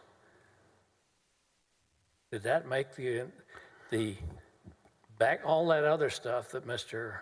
Cogdell talked about unnecessary? Leading and asked and answered. Whether or not, did it make it unnecessary? Asked and answered on direct. Sustained. All right.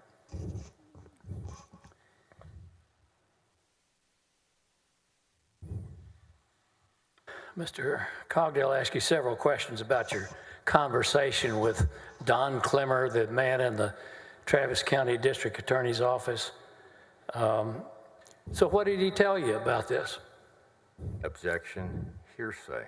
You opened the door, Your Honor. No, I didn't suspend the rules of evidence. Objection. Starting hearsay. on page 78, line 15, there were a number of questions asked about the conversation with Mr. Clemmer, even to the point of what Mr. Maxwell said to Clemmer. I believe the door's been opened. I believe it's admissible, and I'm asking that the court allow it. Open the door is not a hearsay exception. Overruled. Go ahead.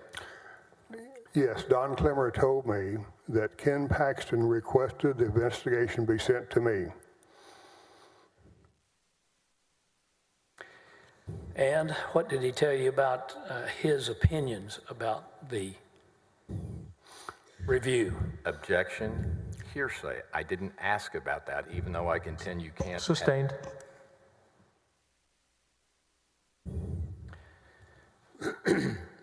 In the presentation, this PowerPoint presentation, was there a part of it that listed 6 people to make targets of an investigation Mr. Paul wanted you to conduct? Yes. What was your opinion about whether that was proper? If we followed the PowerPoint he created and conducted that investigation, we would have committed several federal crimes. What are they?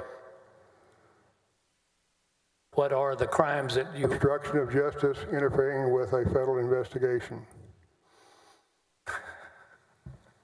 That's all. Thank you. Recross? Let me get this straight, Ranger. So if the feds break into my house, break the door down, hold my wife at gunpoint, kick my dog, cut off my internet, search my house without a warrant, and I want that crime to be investigated, you're telling this jury with a straight face that that's obstructing justice and interfering with a federal investigation? That's your position? Ranger, you're smarter than that. They did have a search warrant, and they did execute it, and it was lawful. You don't know if the search warrant was lawfully issued or not. You don't have a clue, do you? Mr. Nate Paul doesn't have any evidence that it wasn't lawful. Witness, please. Arguing with the witness. Objection.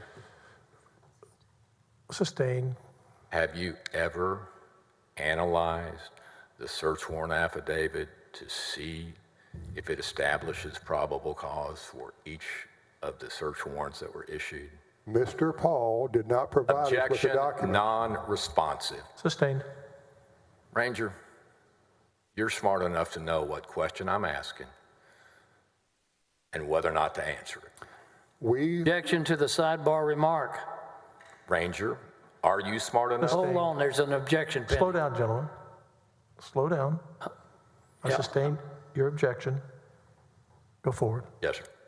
Ranger, are you smart enough to understand my question? And are you smart enough to answer my question?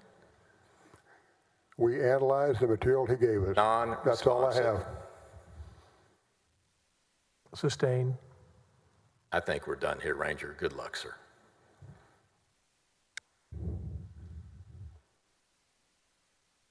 Witness may step down.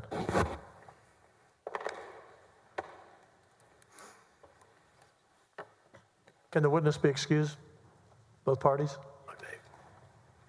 Both parties, witness excused? Yes. I don't think we'll need Ranger on the call, but I have no problem. Okay.